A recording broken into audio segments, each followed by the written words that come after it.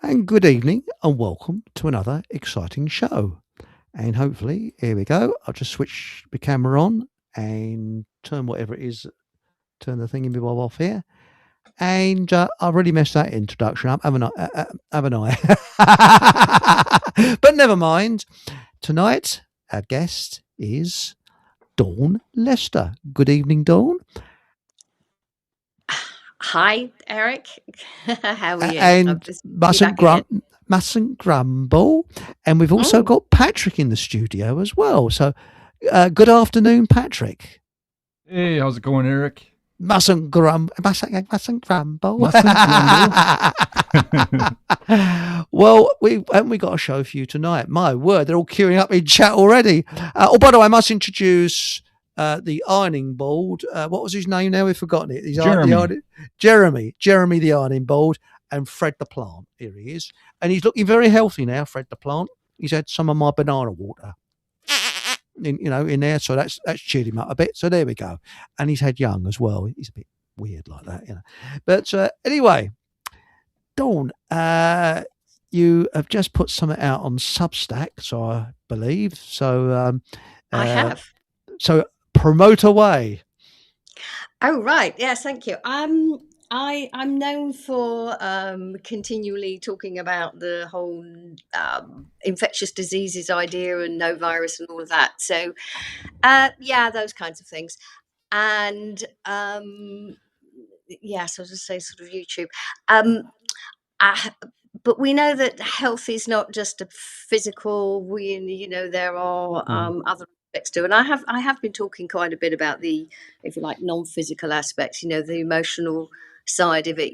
That we're constantly being bombarded with fear-based material to make us scared about all sorts of different things.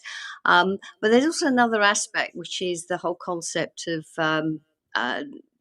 I've got air quotes, mental illness, that there are mental illnesses and they can be diagnosed. And, I mean, there's a whole range of them, but it's so my article was really to sort of start digging into that and to question it. Also on the, I've got a couple of really good books on the topics of, they've written some time ago, one in the 70s and one in the 90s of just really exposing the problems with the field of psychiatry and how mental illnesses are supposed to be diagnosed. The whole idea of, there's an idea of there's a chemical imbalance in the brain that causes us to... That old BS, yeah. That old nonsense. I mean, that has been disputed for some time. The whole idea that that mental illness is an actual thing, it's an actual entity, that there are illnesses, although the WHO calls them disorders. And so it's really a question of saying that there are certain behaviors and characteristics that are not normal. So this is the whole point of questioning, so I raised lots of questions about, who defines what normal is or what abnormal is? At what point is a particular behavior abnormal? And a lot of them are related to children. So there's a lot of talk of these different childhood disorders, or these disorders in children, in childhood, or they start in childhood. So I'm really pointing out some of the problems with these ideas, and really just raising questions. Not to tell people what things are, but to start raising questions and suggesting that people start thinking about these things in a somewhat different way, because that's how we Spot on. break out of this system, is to start questioning it, and then it's easier to start realizing that it's not about health. And I mean, I'm sure your audience are very familiar with the concept that the medical system is not about healthcare. Oh no, never has been. No, of no. course, but it's really to move it into the other aspect, in the what's called like mental health, mental, and I will say, because sometimes I get criticized for this, I am not denying people's experiences, in the same way that I don't deny that people have symptoms. So there's a difference between people experiencing symptoms and the interpretation of those symptoms. I agree with you. It's the same thing in the mental health field, that people have and it's not even behaviors. I mean, it's much more subtle, because there's nothing actually physical, because these are more emotional and behavior. Well, behavior. But shell shock is a perfect example. Sorry, I didn't mean to talk over you there, but yeah. Shell shock, or post-traumatic stress disorder, as they call it now, is a perfect example, because in the First World War, they couldn't. That's why poor souls were shot for cowardice when they weren't. They didn't understand what was happening, and I've actually got film of it. If you go on to warveteran.co.uk and you see the war justification industry, a film that I made many years ago, at the beginning of that film, I mean, it's not suitable for children. There's actual old film showing poor souls with shell shock who were, well, you just got to see it to believe it. These people were sort of fighting against an invisible something in their mind, and they did not know how to deal with it in the First World War. They were probably better at dealing with it in the Second World War, but they still didn't know fully how to deal with it. My father suffered from it, and I think my mother did as well, which unfortunately led to her mental breakdown or illness later on in life. So shell shock, I still don't think they fully understand it. I really do. I think it's something, and I think it's been around for years, because they reckon that after 1066, there were people showing signs of documented. They didn't know that it was shell shock. Well, there wasn't any shells in those days. It was all arrows and bows and arrows and things, but showing the symptoms of post-traumatic stress disorder.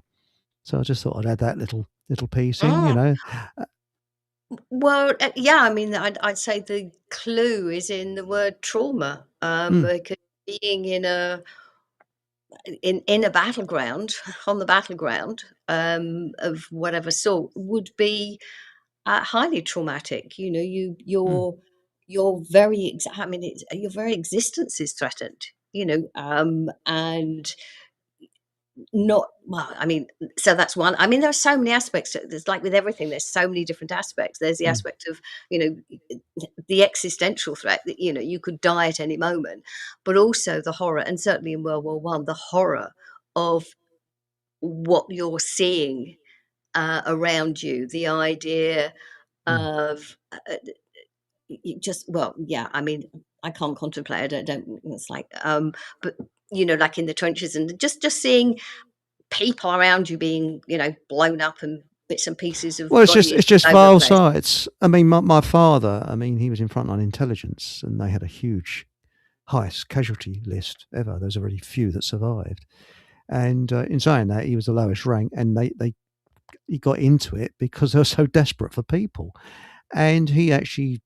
Look, he was actually on a hill with his binoculars, looking at different. They had to give reports on where they saw gunfire and that, and there was a dead German soldier, and a tank went straight over him, and his guts and gore went everywhere, all over my dad, everywhere, and things like that. And on D-Day, he was just going through deep water with arms, legs, bodies just floating around him, because he was the first assault wave he was in, and the Americans had gone in slightly before, and it was American GIs that they were just wading through, and he said the whole sea was red. Now, you think about it, if somebody has trauma once in their life, like a bomb going off in a city, they say those people never forget it. Imagine having that for 6 years. And almost all the time. Yeah. It's 6 years. That's a long time. Exactly. And as I say, at least they recognise it in the in using the word trauma. But I don't think it's probably an understatement, but I don't think the so-called profession of psychiatry actually knows what to do about it. I agree. I 100% agree, because my mother had a breakdown when she was carrying me, and that's why I've battled with nerves through my life. And the thing is that psychiatrists are a waste of space. Seriously. I think that people who haven't trained in psychiatry are probably the best people to go to. Seriously. I mean, there might be some psychiatrists that are good, but very few. And before we go any, sorry, he's going to say Dawn, because I was going to do our Cretin of the Week award. So I'll just let you, carry on, Dawn. Because I think Stephen Truthseeker has named it Cretin of the Week, and I think that's a brilliant one. That's his idea, not mine. So thanks, mate. So he says, because the first one in chat always gets the choice of Cretin of the Week, and he said goes to Elon Musk. He wants to microchip you. So I'd like to do a double one, because second in chat was DJ B2. Keir Starmer has moved forward the digital ID agenda this week. So I'd say Elon Musk. Well, thanks, Stephen choosing Elon Musk, and DJ B2 is Keir Starmer. So it's to those two. That is Cretins of the Week. I don't know if you've got any Cretins of the Week, Dawn, that you'd like to award. I hadn't really thought about that. I've really spent the day deep in that, in preparation of that article. And I tend to take a while to put my articles together, because I want to try and find something a little bit different for people. Try and sort of put a number of different aspects together so people can have a reasonable overview, and as I say, raise questions and try and encourage people to think differently about what we're being told. I mean, my main concern is on the impact on children. Now, so anyway, Cretin of the. I mean, there's so many to choose from. There was something I saw where they're trying to. There's a what is it? And I can't think of the guy's name, because there's they're just. Is it from the Ministry of Sadism? Because I think there is a Ministry of Sadism. I'm positive that the government says, is that Ministry of Sadism? Yes. What can you come up with this week? Traffic cones? No, we had that last week. Bottlenecks? Any fear porn you can come up with? War with Russia, maybe. Yeah. Well, as I say, can't remember the guy. I can't remember who it was. I mean, maybe somebody in the chat will be able to say who it was. Mm-hmm. But they're contemplating removing the right to trial by jury. Yes, right. Yes. Would be. They do that. So that, I mean, doesn't mean that they can do that or they are going to do that, but just the fact that they are suggesting it might be possible, I mean, it's just outrageous. So, I mean, by the way, Mark Anthony said, I read Dawn's latest article. Very interesting. On, was it Substack? Mark. Yes, thank you, Mark. That was quick. That was quick, yes. Yes. I only put it out, I don't know, less than 2 hours ago. So thank you. Excellent. And also DJ B2 said, anyone else watch the video about the guild system? Yes, I did. I watched it in full. Fantastic it is. And it's on my Telegram channel and others. And how the bankers destroyed them to implement usury and taxation. Yes. Sorry. Yes. Absolutely brilliant. Spot on that was. Yes. Okay. Sorry, Dawn. I cut across you. Stephen Two-Seeker, thank you. David Lammy, that's who it was. Like I say, these characters are eminently forgettable. So maybe if I was asked to choose a cretin of the week, maybe that he would be the David Lammy. Yes, I agree with Yes. you. To David Lammy. Yes, the man I think who wears a suit and trainers, white trainers at that. Is he? Is he? Yes. Oh, okay. And I think a man desperately in need of what is it? Definitely in need of mental health help in many ways. I don't think he's the full ticket. I really don't. But yes. Well, yeah, I think they have to have certain characteristics to be able to get into those positions anyway, and having the ability to think critically, I don't think is one of the qualifications they require. So who knows? But anyway, well, that's it. But mental health is a taboo subject. But we all have suffered from mental health, because if you lose your temper, that is a form of mental health. You've lost control. Because you've lost the temper, so you've lost that is a temporary mental health in many ways, because you're not in control. I'm afraid I have a problem with that being labelled as such. I think it is, like you say, it's a loss of control, but I don't think it's a mental health. It's more. There's so many parts to all of this. That and again, each case has to be taken on its own merits, and so you have to say, well, what's the situation? Who lost control? What happened before that? So it's not just somebody loses their temper. I go, well, yeah, but why? What led up to it? What's the problem? Also look at the whole of their life, because people do all sorts of things, and when you look at their whole life circumstances, I mean, it's not to say that I'm condoning it or excusing it, but it's more that you can understand how they got to act the way they act because of their life circumstances. So there are questions of what we can do about it, but to give them a label and say, oh, they're just ill, doesn't address what is actually happening in their lives. And this is my concern, is that they're just put in a box and labeled and shuffled away. So it's the condition that's given a label. People are not recognized and registered. People are and heavily medicated as well. Well, in some of them are, yes. I mean, some of these these so-called mental disorders are medicated. Not all of them. I mean, I know things like ADD and ADHD for children. They are medications are often used. Not in some of these other somewhat slightly different sort of mental disorders, as they're called.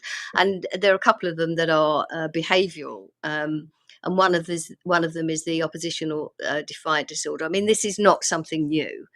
But the oppositional defiant disorder is when children that are, not following rules and not listening to their authorities and not doing what they're told. And you think, hang on a minute, that's just being a child,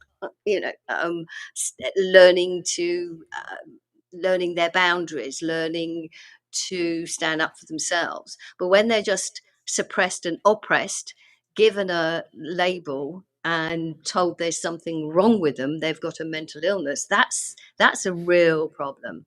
That's a real problem, because I agree. Yeah. Sure. Sorry, I thought you were referring to the no, that's okay. I'll put them up as I go on. But no, I agree with you, because they love labeling you, and this is what demonic psychopath governments do. They like to put everybody into little boxes labeled. They're this, you're that, you're this, you're that, and that. And for example, if you're ill, the first thing that any doctor should ask you is, what is your diet? What is your lifestyle? They don't. Well, I mean, diet's one of the questions, but I mean, yeah, lifestyle, I mean, so that's why they don't do house calls anymore. In the old days, the doctor would attend the house. And again, it's still question mark as to what they were doing, but they would be within the house, within the home. They would see what's going on and what's happening. They may be aware of any, tensions or whatever that's things that are going on. But the questions to be asked, and again, if it's an adult, about their work, their life, whether they're getting satisfaction from their work. There's so many parts to all of this. There are so many questions, and it's not just because somebody loses their temper, you go, well, okay, that's right, you've lost your temper, so there, as you say, there's a loss of control. At the same time, there's go, well, what triggered that? Because again, trigger, everyone uses the word, but there is almost something that does trigger a reaction. And when it's quite serious, then you say, okay, why did you feel the need to go to that extent? What's behind it? So instead of just arguing back, to really start asking lots of questions to find out what lies behind that outburst. Because the event that, if you like, triggers it may not be the thing that causes it. It may just be the last straw. It may be a huge build up of all kinds of things happening in their lives that's like the last straw. So even though people are angry, that's at something that happened. It may not be that something that is so major that causes that. So it could just be the result of a massive build up. So you want to and there are so many things where we're oppressed and suppressed as children, and that's why looking at what's going on with children is so important, because the more they are oppressed and suppressed, the more problems they'll have later on in life, because they're not being allowed to be themselves. And so that frustration and whatever it is builds, and they have the wrong impression of themselves and who they are. So they don't then live their lives in the way that is best for them, because we are all individuals. And that's the point. You're spot on. No, it's so difficult when you have these blanket labels and boxes that people are put into. And you go, no, we are all individual, because these boxes deny that individual. And anyway, sorry. Well, the thing is, we don't have healers. We don't have healers. We have ice cold doctors, which is really like licking your finger and putting it up to the wind. And once upon a time, there was a community, and especially in China, and so I've been told that they paid the local healer, and when they became ill, they stopped paying them. So it was in the local healers' interests to make sure people are healthy. And they also understood generally people's mental health. If they got to know a family, what could be causing a person's mental problems. And I think that there's a lot of, I know that, I went into this quite deeply, a lot of children who were born after World War II, whose parents went through World War II. I knew a woman who went to a special school because she had terrible nerves, and she said 80% of the children at that special school had parents that had suffered shell shock. 80%. That makes you think. Now, you go around the world and you look at these terrible things, Venezuela and what's happening in the Middle East and all over the place. What's it? The poor children, what they're going to go through. I really feel for them, because the hell those children are seeing or have seen. Wars don't end when you click your fingers. Officially, World War II ended in 1945. Unofficially, it still went on for several generations. So, who's going to say, Dawn? Sorry. No, so many things, but yes, you're absolutely right, and that's one of the points, that that children may be expressing themselves in certain ways as the result of the way their parents are, and this is not blame. I'm not. So I'm going to be so careful, because these are just such sensitive topics. At the same time, it's if we don't talk about it, then we don't work out what to do differently, so that we don't carry on these um, the same pattern, so that we can start breaking patterns and changing things and say, okay, well, let's have a look at what's wrong. Why is it wrong? And what can we do about it to do better? And I'm not going to contradict you, but in terms of healers, the body heals itself. We heal ourselves. Nobody heals someone else. So anyone who provides something that allows somebody to heal themselves is more of a facilitator. It's just, when you say healer, some people think, oh, it's still outsourcing the process of healing ourselves. And this is something else. This is, again, the whole big topic of, I mean, we've talked about it on so many of other of our discussions. It's only the body that heals itself, and we have to take responsibility for what we do. The same applies in the field of so-called mental health, mental illness, whatever, in this other area. It's taking responsibility for our own actions, behaviors, and understanding why, or starting to find out why certain people act in a certain way. So it's really being compassionate and listening. I mean, that's the starting point, actually listening to people, listening to children, instead of a so-called disruptive child who's just fidgeting, can't sit still, whatever it is, and instead of just going, oh, hyperactive, just say, sit down and talk to the child, listen to the child, find out what the child is thinking, what the child wants to do. Maybe they're bored stiff.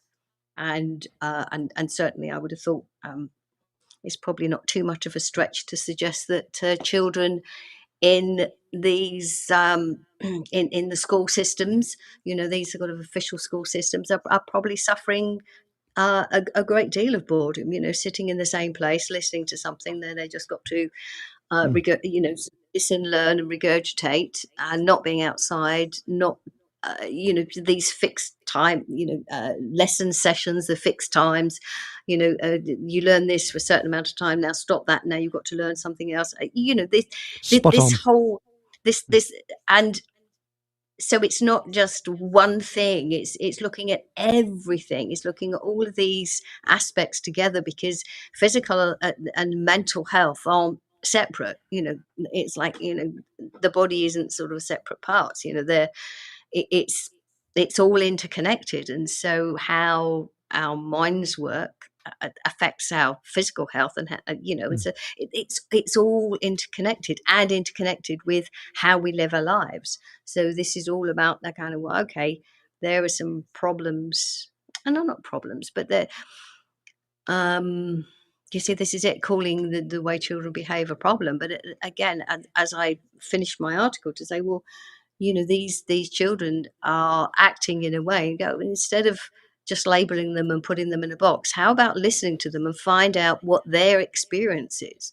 How about finding out what they are thinking, how they are feeling, what they would like for their lives? And it's not that, because this whole thing of adults are the authority, and we've got to tell we're in charge. I mean, to a certain extent, yes, obviously there's a guidance, but still the idea of, adults know best, they're the authorities, and children have to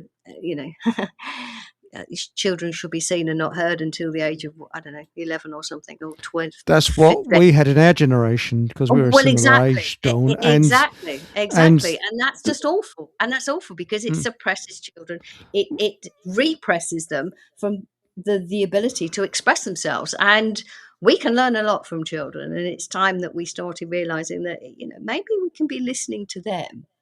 Not You're that, right.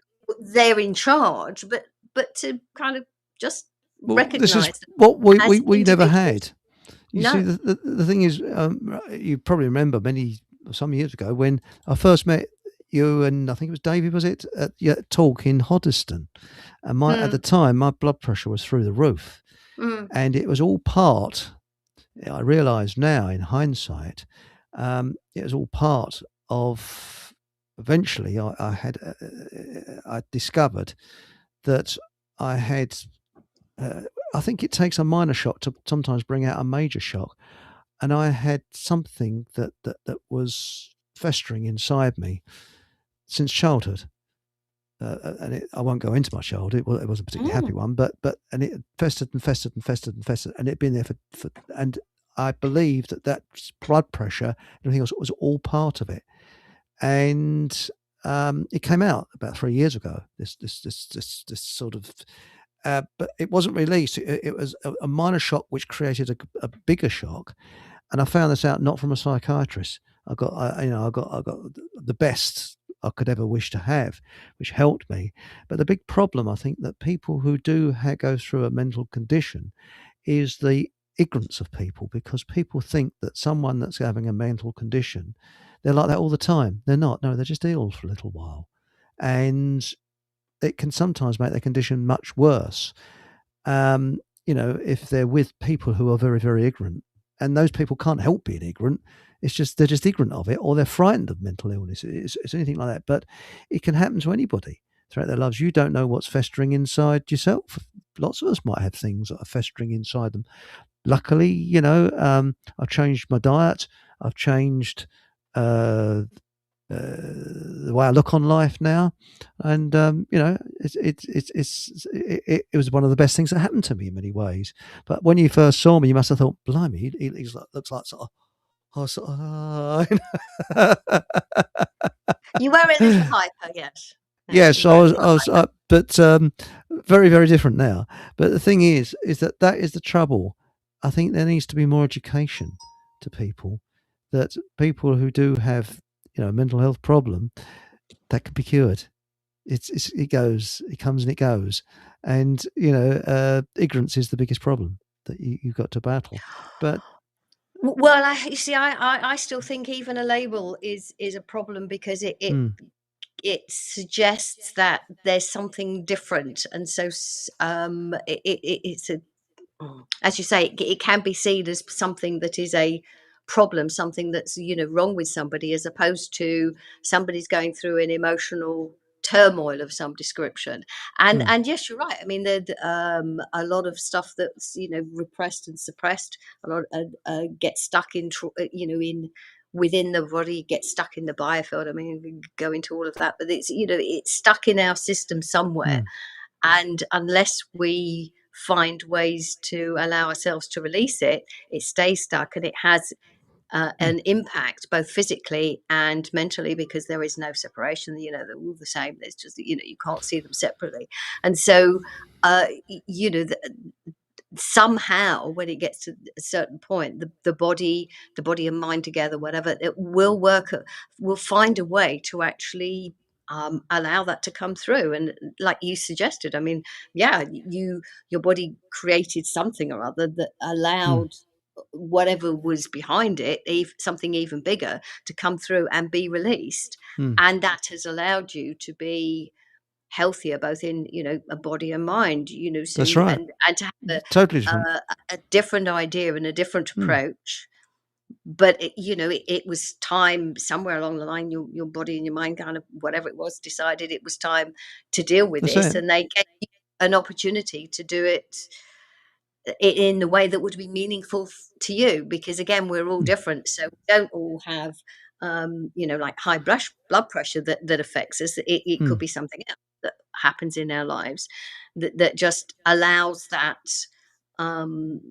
suppressed and repressed emotion that's got itself stuck to come through. Now, again, it sounds like it's a one and done. It's not, because life's an ongoing series of circumstances and ups and downs. Well, it gives us wisdom, doesn't it? Really. I mean, I remember when I first started work, there was a chap. He was a structural engineer, I think, and he started acting a bit weird. He dressed like Sherlock Holmes. And he had one of these pipes, deerstalker hat and a pipe, and he's becoming weirder and weirder and weirder. And then eventually, I can't remember the full story, but he disappeared for a matter of weeks, and he was actually went into a hospital because he cracked, something had gone in his head. And when he came back, he came back to normality. He wasn't dressed like Sherlock Holmes, and he was quite okay. And the people that were around at that time when I first started work, everybody of a senior position had been through World War II. So they had come across trauma, then you understood it. And it was treated in a very mature way. And nobody went against him because he was acting oddly. They were very polite to him. I was polite to him. And he was just, after a couple of weeks, we forgot that he'd had a breakdown or whatever it was he had. And we just got on well with him, And this happened on a second occasion many years later with another chap. And again, I don't know whether it's because the people were more educated, but we didn't sort of act like children in a playground who sort of go, oh, I'm not talking to him, I'm not talking to her, because who believed that they'll be like that all the time. And this is the problem I think we have now, is that because the generation that went through trauma, they understood it more. And now we've got a generation of what I call spoiled kid syndrome, where they don't understand trauma. And they behave like children in a playground. That is the big problem. I think people are like that all the time, and it's sad. It's very, very sad. And this is, you've only got to look at government. They've got spoiled kid syndrome. They don't understand reality. They don't understand human emotions. They don't understand hardly anything in practicality in many ways. They're just sort of living in this cloud cuckoo land world. And I think the psychiatrists live in this cloud cuckoo world land. Cloud cuckoo land world. I remember seeing a book. It was written, what was it? I think it was called How to Stop Worrying and Get On With Your Life, or something like that. And it's written by a bloke who had been in the American Submarine Corps during the war, and he'd been depth charged for 48 hours non-stop. And he said many of the men that he was with went delirious. His hair went completely white. And he said he'd never worry about a thing afterwards. And when he left the Navy at the war's end, he became a psychiatrist, and he was one of the best psychiatrists there was. And he said he'd see people that have got terrible emotional problems or shell shock, and they'd look at him and say, "You don't understand." He said, I'd look them straight in the face and say, "I do, because I've been there. I've been depth charged for 48 hours." And he said that made the world of difference. They knew there was someone had been through it, been there, seen it, got the T-shirt, And yes, so they understand. You see, it's a question of understanding. And he was a top psychiatrist. Yeah. He was brilliant. And I wish I could find his book, because there's loads of books called How to Stop Worrying and Get On With Your Life. There's loads of that title, and I can't remember who the author was, but he was, he must be dead by now, obviously, but fantastic book. I was just noticing a comment by Cool Creeper that's saying that some things are too big to deal with at the time, and it's a survival thing. So sometimes people will go into just shut down because it is that's what happened with me. Question of survival, and that can stay there for a while, and at some point it is then appropriate for it, or there are circumstances where it's safe for that to then come to the surface and be released, to be resolved, released, whatever, there are different ways of looking at it, different terms. Well, and sometimes it's like, that people say there's the fight or flight or freeze, and some people freeze, and there are the fight or flight. So we're all different. It depends on the circumstances as to how and we, because we're different people respond in different way or react in different ways. And it is. You've made a good point that it's the way other people deal with that, and we need to turn around that dividing strategy and turn it and encourage people to be more compassionate towards. I agree. I agree. By the way, Exo says, was it Dr. Benjamin Spock? No, it wasn't. No, it wasn't him. No. Oh, right. Oh, okay. The other thing is, I'm not suggesting we then allow. It's not for us to tell other people how to live their lives. Oh, it's not for me to. So it's not for me to suggest or tell other people what they should do. What I'd like to think is that it's okay if somebody thinks that they're 20 different genders. That's fine, but it's only when their views start being imposed on other people. And that's it. I agree with you. This is where the difference is. It's just okay. I respect your view to have your views and your opinions. You're in your own experience. You're having your own life. You've got your own ideas. You've got your own belief system. That's absolutely fine. I don't have to necessarily have the same beliefs as you. I respect your right to have your beliefs. However, I'd like the same courtesy for me. I have the right to hold my own beliefs, even if they are completely diametrically opposed to yours. So we just go, okay, that's right. Don't agree. At the same time, we can still live in the same. Agree to disagree. Yeah, agree to disagree, but it doesn't have to come to blows or to fisticuffs or anything not silly like that. Now, Haji says, can Dawn help our veterans out that are committing suicide in their droves? Well, it's something that's it's a very, very difficult thing. There was a case of a chap that was in Dunkirk, and this was a couple of decades back, and he came out of the forces after the war and seemed perfectly okay, and he had raised a family, and then one day when he was in his 60s, he was walking along the road, and a car backfired, and suddenly his mind projected him back to Dunkirk, and luckily someone found him. He was shaking like a leaf, crying his eyes out, hiding behind some dustbins, because his mind had suddenly projected him back to Dunkirk when he was dive bombed, and that backfiring of a car or motorbike or whatever triggered something. And I think sometimes you can have things like that's festering away inside you, and something triggers it. Bang! You don't know what it is. It can trigger it, and that is the thing. I was very, very, very lucky. I can tell you that, very lucky. And well, I mean that goes back to what Cool Creeper said about he obviously survived, got through it, kind of shut down, put it behind him, and got on with life. Only that isn't always the best thing to do, because that means whatever it is, there's still something sitting around that says that still had that potential, which obviously that was still sitting there as a traumatic memory. But in terms of helping, veterans, that I don't know. There are many different problems with the veterans. It could also be related to how they're treated by the governments of the country that they supposedly fought for. Despicably. They're treated despicably. Yeah, and I think it's the same in America, isn't it, Patrick? Doc, that they're treated despicably, yeah.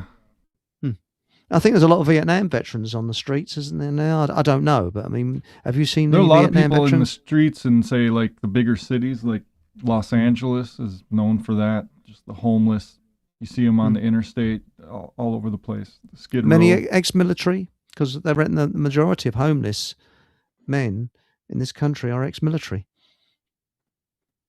Yeah, a lot that shouldn't come back and they don't get the fair treatment that they were promised when they signed up, and a lot of it is to recruit from the students in universities. They have to pay large usurious student loans to the government, and a lot of recruitment for the officer class especially comes from the university, because they get their student loan debt wiped out if they join the military. Whoa.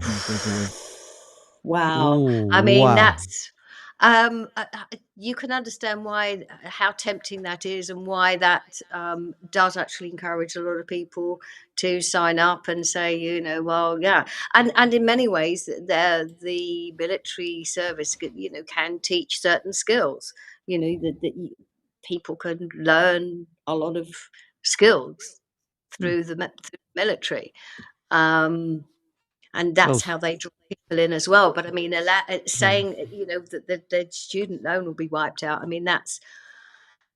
that's a huge incentive, but it's not the right for me. I would suggest that's not the right reason for joining something where you could be where you are being asked to put your life on the line and potentially take out somebody else's life. People have to be aware that that's what that's about. I mean, part of the reason I think a lot of veterans have real sort of problems is because they're kind of given the impression that they're going out somewhere, they're doing something good, they're supporting their country, they're being patriotic, they're doing something to make the world a safer place. And when they actually get to these scenes, or when they're involved, and from the inside, they see that it's nothing like that whatsoever. That they're not actually doing anything useful. They are just supporting the corporatocracy. I mean, Smedley Butler wrote about it. It was like, I don't know, 100 years ago, whatever. No, not 1936. Was it? General Okay. Smedley Butler, War is a Racket. Yeah. And you can download exactly. it free on the internet. Well, it's close to 100 years ago, It is. So it's like, getting there. And he was, I mean, I've read it. It's a very damning piece, and nothing has changed. You're right. Nothing has. It's the same, and it was the same after the Battle of Trafalgar. It was the same after Waterloo, and it was the same after the Charge of the Light Brigade. After that battle, what was that now? That was that was terrible. The troops came back to poverty, absolute poverty. But one of the worst was after the First World War. The troops came back to absolute dire poverty. And I remember my granddad telling me about chaps with shell shock who he saw, and there was people. He said there was one chap that used to run to the end of the turning where he lived and hide behind a hedge for a couple of minutes and come out shaking, and then sort of carry on back onto work and then come back and do similar. And it was all to do with shell shock. And terrible some of the sights. You see limbless in the streets begging, or they didn't beg in those days. It was more they used to play the guitar or banjo or something. They're busking just to earn a crust to survive. And you're still seeing that today. Horrendous. Governments just use and abuse you, because governments, in my view, are nothing more than the mafia. In fact, they are worse than the mafia, because at least the mafia, they're criminal. The governments are criminals, but they've got this beautiful PR that makes people think they're honest. That's it. Well, it's a whole system that it goes beyond the people in the governments. I mean, it's all interlinked with the money systems and who runs everything.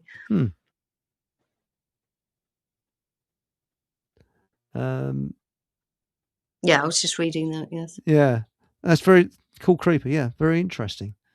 And well, I don't want to go off the subject, but I personally think, I mean, you've look at Larkin Rose, and it's thanks to Survival Steve that pointed me in the right direction to Larkin Rose, who said, I think he wrote a book. Was it The Greatest Worst Superstition? No, the Most Dangerous Superstition. Yes, that's right. Government.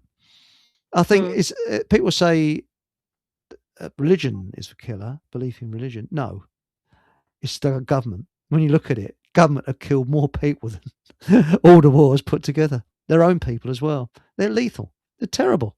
I mean, well, the people behind the governments are the ones who start the war anyway, and they fund both sides, as I'm sure you know. You see this. Maybe this is why a lot of vets are just so disillusioned, because they then realise that war is not about doing anything right to as I say, make the world a better place. That it's actually just a business. It's a business model, because by funding both sides, I mean, they want to keep making, it's like the big pharma, funding both sides. So they keep the industries going, the war machine going, like keeping the pharmaceutical industry going, because, there's just money in it. And so they're making money, which is why it doesn't matter which side wins, or it's not even about winning anyway. They just want the war to keep going because they're making money. I mean, the Rockefellers aren't the only ones, but obviously they were involved in supplying fuel in certainly in the Second World War. So but then the whole nonsense that we're running out of oil. I mean, they've been trying that. They've been trying that con since the 70s, and you just go, hang on a minute. Now 50 years later, and go, oh, it's running out. No, it's not running out. That's right. It's rotting dinosaurs, apparently. That's what oil comes from. Really. Yeah, so I mean, throw an old magic hat down a well to add to the oil, shall we? Now, apparently, it's the second most abundant liquid next to water on Earth. Oil. Well, it's a natural byproduct of the Earth's processes, so it's nothing to do with dinosaurs. And then you've got the whole question marks like dinosaurs. What dinosaurs? But that's a whole other story. I agree with you. Yes, I question that as well. I mean the whole lot. It's just big business. No, it's all big business, and to keep us scared, and the whole idea of dinosaurs, they were wiped out and they were really huge, so we could be wiped out. So again, I was like, no, this is all fearful. Fear porn. Actually, I mean, let's face it, the NHS runs on fear porn. I mean, I used to take my elderly parents to the doctors, and all the way around where you sat was signed up, did you cough? You could be suffering from this. Have you got a pimple on your nose? Yes, that could be the first signs of your nose falling off. And sorry, I've just made that one up, but you know what I mean? Yeah. It's all fear porn. And the funniest thing is the side of the doctor's door. It says only one, ailments. You can only talk about one ailment if you go and see the doctor. So one thing could be causing something else. And it's just, these people are just they're just straight line reactors, not thinkers, because that's what universities made them do. It just makes them, they got a good memory. That's why they become doctors, but they're not doctors. They're just jokes. It's a sick joke. They're not healers. There's a difference between doctors and healers. It's medical school that does that. And, I have a few friends who are medical doctors, only they are ones who know what's going on. The good ones.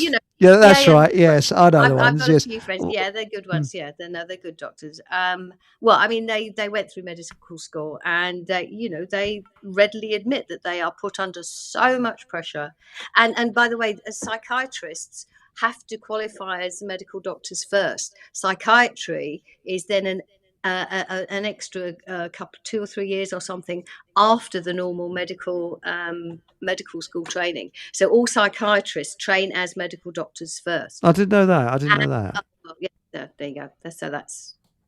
But they reckon that there's more psychopaths in the medical profession than anywhere else. And I think it was. Well, I don't know how they know that.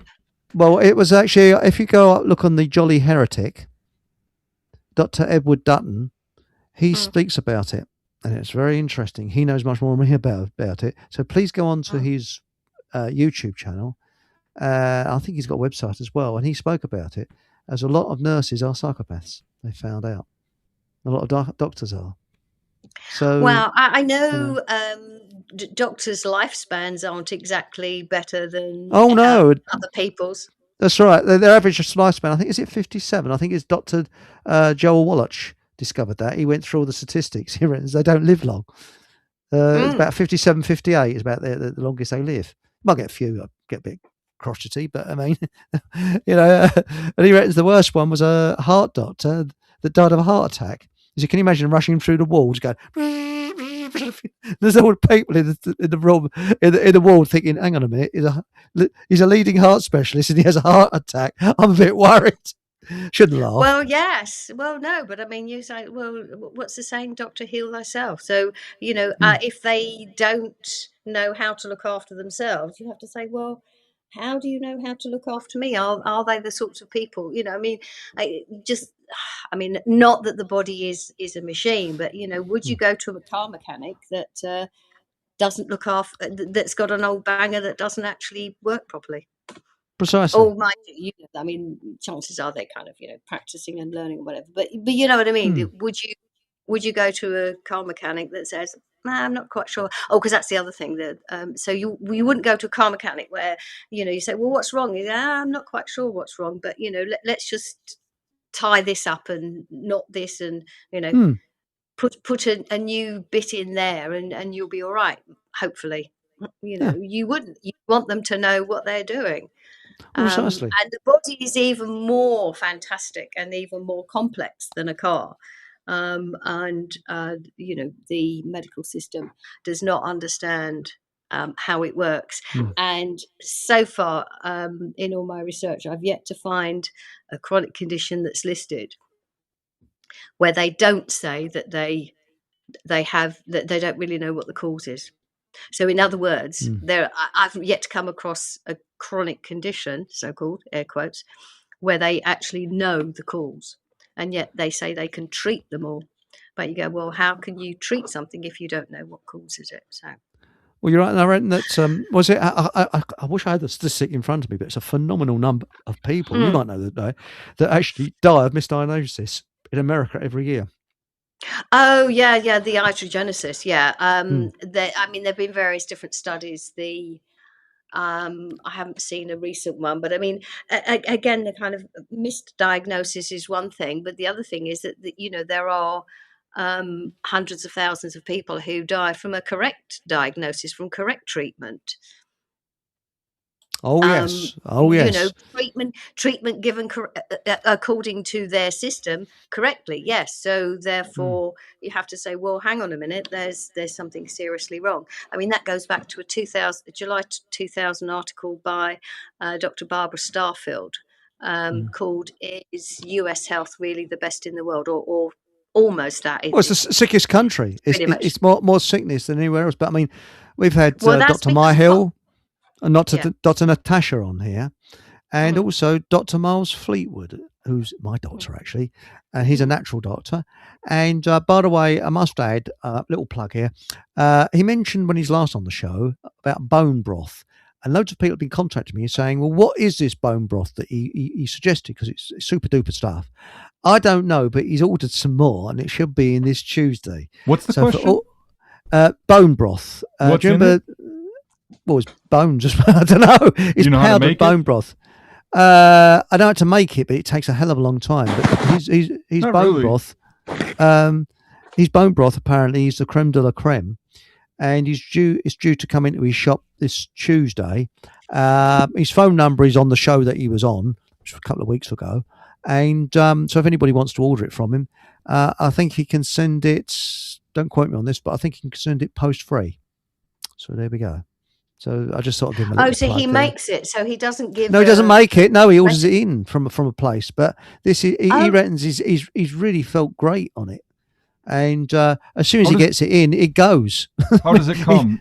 Does it come in jars or? I've seen a great big pot of it there, but I couldn't have it because it's already been sold. As soon as it comes in, it sort of bounces off the shelf and goes out because it's in demand. So anybody wants that bone broth, it's supposed to be very good for your joints. I made some last week. Is it good? Do you find any difference? You feel more energy, and it's good. What I did is I work next door to a butcher, so I'm fortunate in that regard. Not everybody is. Like I heard you are 12. You're quite a ways away from your local butcher. That's right. So, yes. But what you do is you go into the butcher shop and you say, I want some femur bones and from beef. And you take and you ask if they'll cut them into pieces. And then you take those pieces and you put them in a water. I have a Instapot pressure cooker, fancy one with a digital timer and that. I know the type. Put it on for 3 hours, cover it with water, and then just do that, and then strain off the liquid. And you've got your bone broth. Really? By the way, Cool Creeper says, is the bone broth organic? Yes. That's the answer. Yes. Preferably from people who care about their cattle. Yes. That's it. Sorry, Dong, you can take your fingers out your ears now because I believe you're a vegetarian. So we're sorry about that. I used to be. There's nothing to apologise for. It's just, but that's fine. It's not something I'd make, but that's, You can make veggie broth. Yeah. Yes, I mean, I do make soups. What's a good recipe for vegetarian, making a vegetarian broth?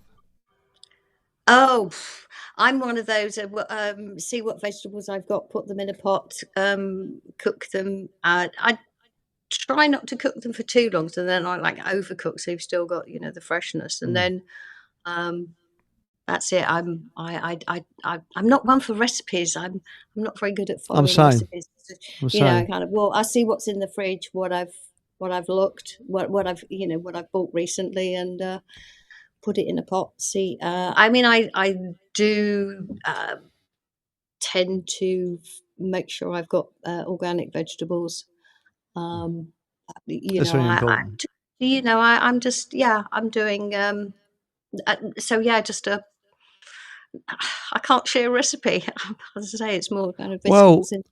it's like the two Irishmen that opened a pub and nobody drunk in it. One says to the other one, well, he said, Mick, he said, go to Dublin and find out how pubs get the people in there, okay? So his mate goes away, and 2 weeks later he comes back. He says, I've got the answer. He says, we'll open a brothel. And his mate says, well, hang on a minute. If they don't drink beer, how are you going to get them to drink broth? Sorry, terrible one that, isn't it? But anyway, that was bad. But this segues us on to an advert, which we're going to do for the Health Hub that's coming out very, very soon. You might be interested in this, Dawn, because you can advertise on there your books and things like that. When I say Health Hub, it's a food hub. It's starting, okay? And I was talking to Miles about a health hub because we need an alternative health service. And it mustn't be a word like natural health service or anything like that. So we've come up with Health Hub, but there's also the Food Hub. Now, if you just bear with me just one moment, I'll try and see what we got here. And, hang on a minute. I've got to, where is it? Here it is. Right. And I'm going to share this. Is it? I'm not sure if it is sharing. Is it sharing? I hope it is. Yes, it is sharing. And that is, hang on, that should be the main screen. Can people read that? I'll try and alter it. Just one moment. Where are we? I've lost myself. Stop sharing. Right. Okay. I'll share again. And I think that's probably the better one. Now let's have a look there. Is it better? I don't think so. And what That's it is it's actually Food for Thought Radio. It's starting on January the 26th is the launch day. Bowler Hat Farmers involved. Paul English is involved. Someone called Patrick from America, I think, might be involved as well. At the FF, and it's called fftradio.com. And the advert says, we will be covering all the things we cannot talk about on social media. What, everything? 24 hours live shows. So it's round the clock. The truth is never more than a minute away. Join us, take part, bring your stories. Every hour, a different subject. So there we go. So that's a little plug. So it's the 26th of January. Please make a note in your diaries. And that's going to be launched. And I'm involved with it as well. And that is Food for Thought Radio. And this is the Food Hub, which is starting, where you'll be able to find out where you can get good quality food at a reasonable price. And I'm suggesting we have a health hub as well. So there we go. Foodfindershub.org. That's it. And I believe it's going ahead in America as well, isn't it? Isn't it, Patrick? There are people from America that have signed up for it. There are farmers and that. So excellent. Yeah, there'll be Americans, but it's right now it's focused on the UK. How does that work for people to get food from America? Because I mean that's obviously not. It's a resource for, say, like you or me. So you're in the UK and you want to find your local farmer. You would go on that, and you would find people selling to the public from their farms directly. Oh, right. Raw milk. You see, the thing is, the other thing about it is that farmers are now saying, excuse my language, what's it? The supermarkets sticking 2 fingers up at the supermarkets, or 1 finger if they're America, and selling directly to the public, which they should be doing. And that will bring the price Yes. down, so people can get quality food at a lower price. I mean, the nearest place you can get raw milk from where I live is Delicious, which is in Hertford, not that far away. But going, I don't know, is it 6-9 miles up the road? That's what, 18 miles or 15-mile round? No, I think it's a 14-mile round trip. Sounds not far, but really it's a long way to go for milk. But Alice Gorgeous says, Eric, it's day 5 of my keto diet, and I'm raging for bread like a crackhead. And mega hungry, laugh out loud. You're doing it completely wrong. You shouldn't be craving for anything. You should not have an you should be quite contented. I'll be very brief with it. You've got to do it slowly to go onto a keto diet. This is my view. It's not necessarily a correct view. It suits me. Okay. Now, what you do is you very, very slowly, you've got to have high protein. Start off. So you've got to start meals that are high in protein, okay? Especially meat. But if you're vegetarian, you can have lentils and things like that. And but again, you've got to have high protein, and you just have a massive 1 meal a day, and then have a little snack afterwards. But the secret is, as you probably already know, is you have 6-hour period where you can eat, and then you go 16 hours plus without food. Now, the way I do it is I have this monster meal first thing in the morning, have a snack about 1 o'clock, and then I go all the way through the night I'm sleeping, and then that's it. That's all I have during the day, and it suits me a treat. Might not suit everybody, but I make sure that first meal in the morning is very high protein. And you've got to ease yourself gently into it, because if you're craving anything, you're not doing it right. And I ease myself into it gently. And what I bought is these rice crackers from the supermarket. Rice crackers take you off the bread quite quickly. Ryvitas, that's okay if you like eating hard-boiled. But rice crackers, you start eating them and you won't really want the bread. So I hope I've given a little bit of advice there. So Alice Gorgeous, good luck with your keto diet. Works for some people, doesn't work for everybody. It will work for you, but that is the correct, well, what I believe is the correct way. I'm not saying it is the correct way, but it's what I believe is. Now, Dawn, as a vegetarian, do you still eat eggs and cheese? Yes, I do. Okay. I do now. I went through a phase of cutting out eggs and dairy, but I've reintroduced them to my diet. I just don't. I don't drink milk, so I'm Don't you? bothered about trying to find a raw milk, which is fine. But I mean, it's difficult to get raw cheese. But there is a farm around the corner from me that sells, eggs, Really? good eggs. So But you can make your own cheese from milk. That's really easy. I think you use vinegar. yeah, But Alice Gorgeous says, but you've got to get the raw milk. Yeah, that's the best. That's the best. cultures. right. Yeah. Alice Gorgeous says, I've cut out all carbs and sugar. Meat is very expensive, laugh out loud. Well, you can get liver. Liver is the cheapest, and liver has If more you protein. like liver, though, Eric. If you like liver, but I can't stand liver. So what I do, I disguise it with ginger and onions and garlic and all kinds of stuff like that, because I can't stand it. But I always make sure I have liver once a week. Burgers usually cheap. Burgers, Cheaper. yeah, but they are, shall we say, processed food. Burger? Oh yeah, most burgers are Well, in this country. It's cut. Okay. For instance, I've raised cattle and pigs, and done my own slaughtering and butchering and grinding. It's basically you're grinding the meat that doesn't make a nice cut or a roast, and some of that meat is actually very good for you, in the sense that it's usually stuff that doesn't make it into like the big T-bone steaks and that kind of thing, but it's still cheaper. And so, like, if you're trying to, That's right. It's just cheap. keep a Also, budget. if you go to Iceland, not the country, but the place, and I'm not paid by them, you got to be careful what you're buying there. But you go in there and you buy their lamb chops. They're very cheap. And also they're mince. So you get some mince in there, and that makes a good meal. And she says, Alice Gorgeous says, sugar cravings are real. Yes, get xylitol. Now, it's a little bit expensive, yes, xylitol, but it'll curb your sugar cravings. Or another one is what I do is I go into a place called Grapeseed and I buy, I'll get there in a minute. You can get, what do you get in a box at Christmas time? I can't. Dates. They're dates. I was just going to say that yeah, that's good. They're from if you Iran. want sugar. Yeah. And they are fantastic. Medjool dates are, yeah.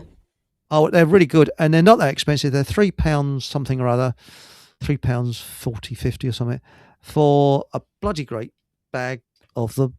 And all you need is about 5 or 6, and that'll curb your sugar cravings. That's fructose. Whatever you do, don't drink orange juice or any of those juices because they're not good for you. Believe it or not, things like berries and that are good for you, but not the big stuff like oranges and things. But I'll go into that as something a little bit different. Again, I'm no expert on it. I'm not a doctor, so Right. please, this is personal information here, and everybody's different. So, you might try it, not like it. But as I say, if you get those dates, they're very good. And you can actually get mail order as well. So there we go. So that'll ease your sugar cravings. Don't worry, that'll end. I don't get sugar cravings. I mean, I haven't eaten since 1 o'clock today. I feel hungry. And I'm all right. I get up in the morning. I don't feel hungry at all.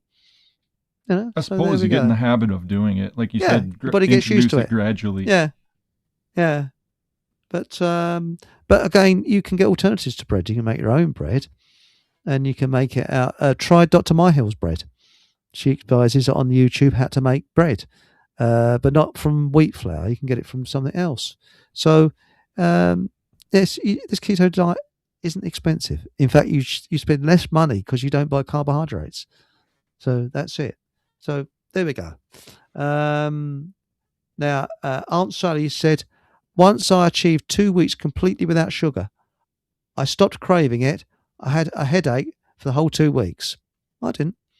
And but I mean, it's like Miles said to me when I had high blood pressure. He said, "How much tea do you drink?" And I told him, and he went, "What?" Because I was a tea-holic. He said, "Limit that to maximum 2 a day." So I thought, sod that. So I limited it to 0 a day, and I went over to rooibos tea.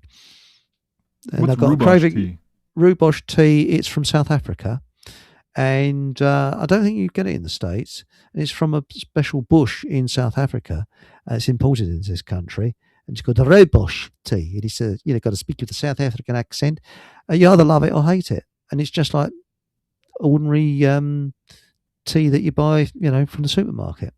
But it's very good for you, and of course, it doesn't give you all the nasty bits and bobs that the tea in the supermarket gives you. But no, I had a terrible headache, but I certainly could kick my habit of tea and coffee and that. But I drink a black coffee once a day. We can get it here. First thing. I'm looking on Amazon. We can get the rhubarb. Yeah. Yeah, I'm sure you could. Yeah. Yes. I haven't said anything because I don't give advice either, and I have slightly different. Again, it's personal. So, I'm not giving advice. I'm not a doctor. No, I was going to say, what I was going to say is I've got different views. At the same time, the one thing I will agree with is 100% is that we are all different, and what suits some people won't suit everybody. There's a certain. We are all different. And the more I've looked into this, the more I've discovered that, people are different. And so even seem to have the same biology. What suits some people doesn't always suit everybody. So, try things. If they don't suit you, maybe try something else. I just, the one thing I'd say is be careful with, my body needs this or whatever. But I think if generally the approach is to source fresh food as little processed as possible. Agree. But again, I'm not an expert. We're not experts. Please, I'm not giving seek advice. Expert advice. I'm not giving advice. I'm just telling you what I do, and it's not necessarily right. But who are the experts? This is the problem. Precisely. You know, I mean, I'm just giving. But people who call themselves nutritionists don't understand nutrition either. So Oh, it's dietitians, no. complex topic, and That's right. it's also not to outsource our choices to others. But I think if the approach is to look for foods that are natural. The other thing is not to get too obsessed with it, because if you get obsessed, then you're setting yourself up with high standards, high expectations, and it's not always possible to do that. And But again, you could be denying yourself things, and you're setting up a whole mental process with all of this as well. So be kind to yourself, be gentle with how you shift things, and if you're feeling a bit, if it's not working one day, then sort of try something a bit different. I agree with you. I mean, it doesn't suit everybody. I mean, as I say, I'm not giving advice. All I'm saying is what I do, and what I do is not necessarily correct, because I'm not qualified in this. It's just what I've looked up on YouTube. That's it. So please go and see a professional. If you're desperate, see a professional. But Haji said dates don't boost your blood sugar levels. Prunes are good. Yeah, but do you know the difference between prunes and Andrew's liver salts? What? 5 minutes. Sorry, it's a terrible joke. Alice Gorgeous, try mashed cauliflower. I'm not a doctor. Yeah, that's it. So there we go. Yeah, I mean, a lot of these things are withdrawal symptoms. I know when I stopped drinking coffee, I had a few days of withdrawal symptoms. It doesn't mean there's anything wrong with you. And again, it's all back to understanding what symptoms are. It doesn't mean there's a problem. It's your body is responding to something that you've done or are doing or are changing. That's right. And if you want to fill yourself up, get some chia seeds. Although no, basil seeds are probably better. Again, I'm not an expert. See a professional, advise a professional. It's what I do. But remember, they got to be soaked in water, because they kill you if you don't soak them in water, because they'll swell up inside you. Because basil seeds and chia seeds swell up to 10 times their own size. So make sure, you soak them overnight. And I never really got into the chia seed stuff. I know people that have. I've been eating them lately just as a change for something. I soak them in coconut milk. That's what I do. That's exactly what I do. And also, I add some blueberries to them as well, because I think you got to have a few chemicals in the morning, because apparently blueberries next to strawberries are the most sprayed berries there are. So they really? say. Oh, okay. Yeah. Okay. But I soak them in vinegar for about half an hour, and that gets hopefully most of the chemicals out. Well, the chia seeds? No, you mean the fruit. Not the chia seeds. Sorry, the fruit. No. You don't soak the chia seeds, but actually with the fruit, you make like a little pudding. It's really nice. And I have my Udo's oil with that. Because have you ever tried Udo's oil? No. Well, my stomach, the taste, there's something about it that it doesn't agree with me. And I put it, I did it raw once, and it sort of got down and then did a U-turn. I just brought it up, so I have to disguise it with sort of things, dates and things. But Udo's is very, very good for you. Udo's oil, and again available from Mr. Fleetwood, Dr. Fleetwood. So there we go. Okay. Yes, and was it pasta does the same if too al dente? Yeah, well, pasta is bloody wallpaper paste, isn't it, really? Seriously. That's what pasta is. Not necessarily. Well, sort of. Eggs. Yeah. You get some good eggs, some good flour, put it together. You can use other flour besides just wheat flour, like buckwheat or any of these others. Yeah. If you have problems with wheat. Pasta I have is spelt. Spelt, yep. The bigger grain. Spelt pasta, yeah. And I sometimes have pasta, but I'm off of, I avoid wheat-based products. So, I just tend to avoid them, but I have them occasionally. And was it Alice Gorgeous? Where is it? It's corned beef. It's corned beef. Be careful. If you buy cheap corned beef in a tin, sometimes sugar is added to it. So you've got to be careful. Have a look to see.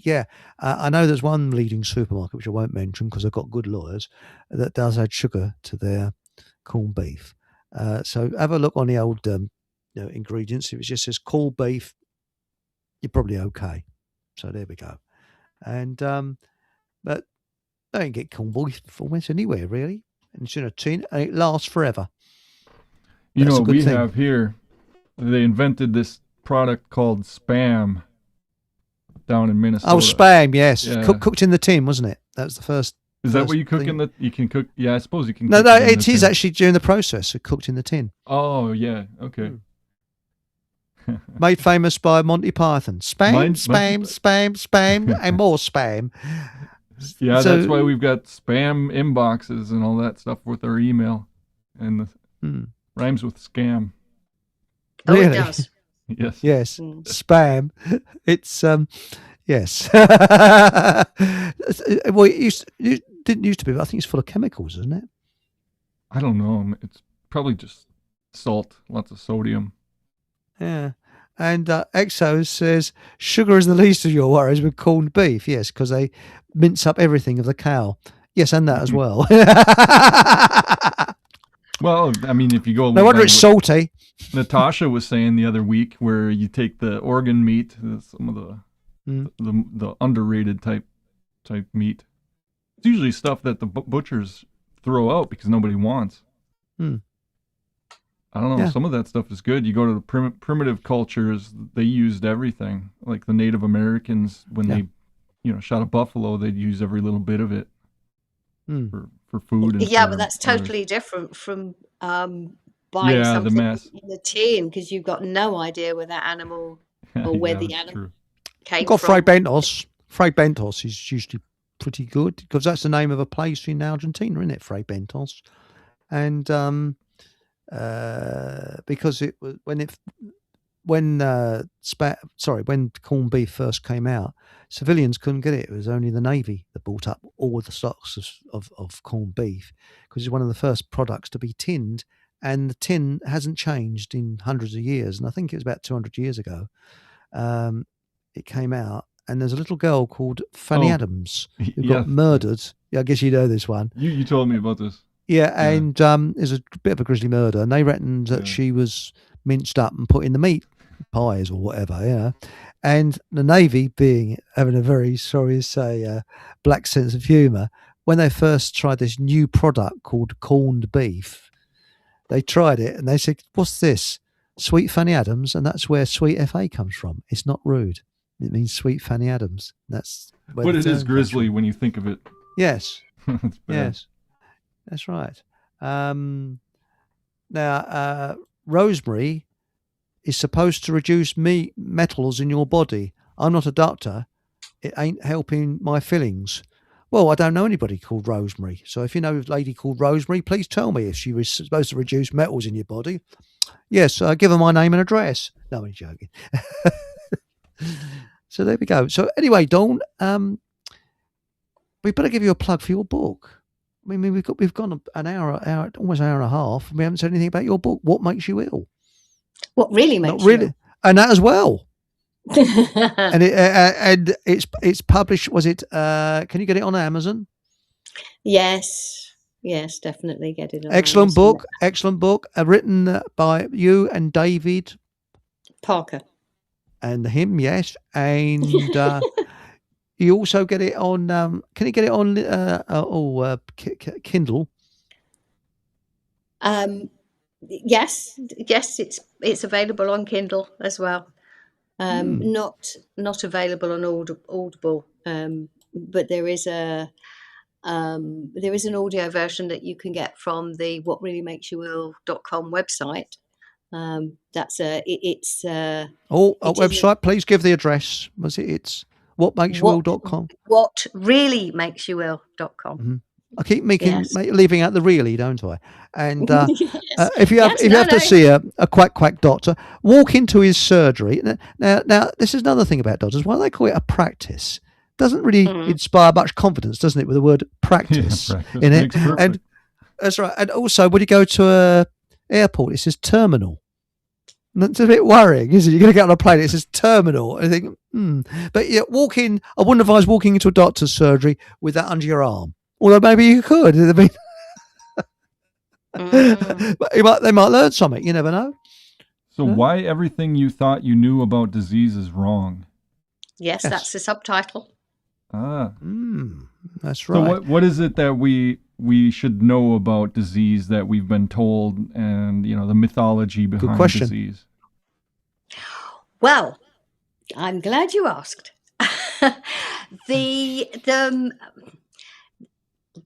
The main thing is that diseases are out there to get us. That there are diseases, there are lots of different diseases, and they're out there and they can get us. It's a complete inversion of what is true, because that's actually not been proven. Our bodies produce symptoms, but the symptoms don't mean that we've got a disease. And so this is why it's been such a big deal for a lot of people to get their head around, because it is a complete inversion. You have, what about all these labels? We've grown up with all these different labels. Oh, you've got this, or this runs in the family, or you might get that, or be careful of this, and all these different labels, and people attach to these labels because they think it explains what's wrong with them. Instead of recognizing that the body looks after itself. The body is a fantastic self-regulating, self-healing organism. And we've been taught to deny its abilities. We've been taught to treat it as something stupid that doesn't know what it's doing, and to obviously outsource our actions over our body, anything to do with our health, to this medical system. So we're outsourcing to these so-called authorities. So it's turning everything back on its head and saying, no, we're responsible. And it's not about blame. It's not saying, oh, it's your own fault that you got ill, whatever. But again, illness is, it's again misinterpretation. We feel ill, that's what we experience is kind of illness, but that doesn't mean that there's something wrong. It's our body's mostly encouraging us to rest so that it can actually get on with the healing processes. Now, I'm literally at the very end of a process that started a couple of weeks ago, but because I understand what's going on, I knew exactly what to do. I didn't think something was wrong with me. I rested. I did, I increased my liquid. I rested. And I've got through it, and I'm out the other side. But it's that whole concept that there's a condition, there's a disease that, I've got, people have this, it's flu season. Oh, I've got flu. I've got this, I've got that. Oh, there's a bug going around, all these different stories. And it's realizing that they are stories. That's not how the body actually works. The body produces systems in order to process, these are processes. These are for the most, things like acute conditions are cleansing processes for the most part. Again, there may be exceptions, so I'm not making blanket statements. Chronic conditions are somewhat different. They are a sign of a deeper health issue, which may be the result of continually suppressing the symptoms of acute conditions. So if you getting the symptoms that are called a cold, if experiencing those symptoms and constantly taking all these different so-called medicines to stop them, then you're stopping the body doing its normal processes, and you're also adding further toxins. So the body then has a build-up, and if those normal processes of elimination are suppressed long enough, the toxicity then as I say, builds up, and the body needs to find different ways of actually processing it to get rid of it. And so that's where you have these deeper issues that then become, get these labels of chronic conditions. And that's a brief overview, but there are so many different parts. We started with the conversation about the mental side of things. So again, suppressed emotions can build up in the body and create something that gets a label of chronic condition. Right. The physical and the spiritual part, which the part that the unseen part that like I think that there's a lack of calmness and restfulness in people, and that I leads agree. to a lot of disease and anxiety. Oh, Yes. totally. And Spot certainly on. during the winter when, nature goes into shutdown, humans go into frenzy mode instead of doing what is natural, which is to sort of close down and to quieten down and take some restful time during the winter, ready for the new season in the spring. Everyone just goes frantic, which is, of course, eating a lot, drinking a lot, and doing all sorts of other things, and then wonder why, when they do stop and have a couple of days rest, that their bodies go, right, okay, you're resting now. It's time to have this cleanse, and that's what then gets called, inverted commas, flu season.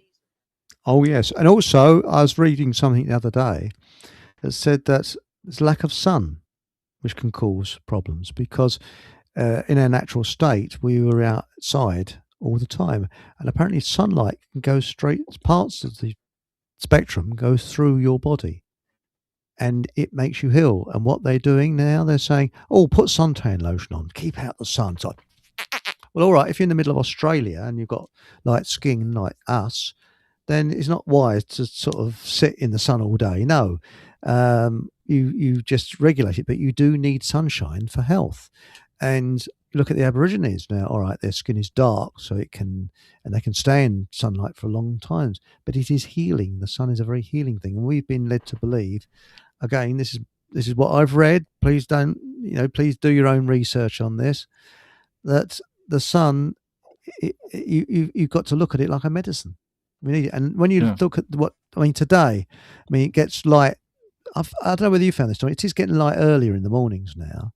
And it's staying it's later. To be like spring feeling because the days are getting longer again. That's right. If anything, it's not necessarily the hot, warmer weather. It's the same coldness, but it's more hopeful in a way too. Well, that's right. I think that helps to brighten the mood. Like when you're getting toward Christmas and that time, things get darker and it's like you should be sleeping when there's no sun out because then your body can rest and recharge. Exactly. And when you're out in the sun, it's kind of like a solar panel. You get energized by it. I agree with you. And I remember my dad saying that when he was in the army during the war, he was a conscript, he said, nobody upon nobody went down with a cold or flu. Nobody. It's unheard of. Why? It's because we were outside all the time. We weren't indoors at all. We were outside continuously. And there's YouTube videos of people literally living in the tents this time of the year, and they're not going down with colds. There's one that did, but again, when you walk into a supermarket and look at all the carbohydrates that are confronting you, no wonder people are ill. It's because our bodies are not designed to eat that much carbohydrates. Because in our natural state, again, when we're hunter-gatherers, we didn't have carbohydrates, and the people ate berries in the autumn to fatten themselves up to get through winter. But that was it, really. That's about the only time they had lots of fruit and sugary stuff, which was, like carbohydrates. What do you two think about the time change, the clocks going back and forth in the season? I'm against it. I'm against it. It seems to increase the anxiety. And they say that the heart attacks and car accidents happen more frequently the week after the time change. Because people it certainly messes. Yes, it certainly messes up people's sort of natural rhythms. We're in the natural one now. It's the spring. It's the spring forward one that is the messed up one. So we are, let's say, from. But again, time. It's artificial anyway. The sort of clock time. But that's an excellent point. That the slowdown, but we don't do that. The business generally people don't do that. It is a habit that I would suggest people start contemplating. What's more natural, and that's what a lot of this is about. Really, looking much more at what is natural. It's not we have to copy nature, but to be aware of nature, of the seasons, what they actually mean. Yeah. And also how we treat other people too can inflict anxiety on us. If we're, I can just imagine I look at things from kind of a moral outlook of how I treat other people should be in the golden rule of how I want them to treat me. And if I'm treating if I'm treating people around me terribly, I'm going to be more miserable because they're going to be treating me terribly in reaction, because there's always a reaction to a person's behavior that can lead to that stress and anxiety that comes around. And that's why there are so many broken families too, is because people treat each other awful, and then they wonder why they can't live together. It's because you treat people awful. And if you look into that spiritual realm of how you treat other people and how you want to be treated, you'll see that, and you're a lot more calm and in a well-ordered life when you treat others around you better, and that can lead to better sleep, better just outlook and mood. Because if you're in a good mood, you're not gonna go out and binge eat. You're not That's gonna right. fall into these traps that people put themselves in. Your stomach is your second brain. Yeah, I was going to say it's such an important point. The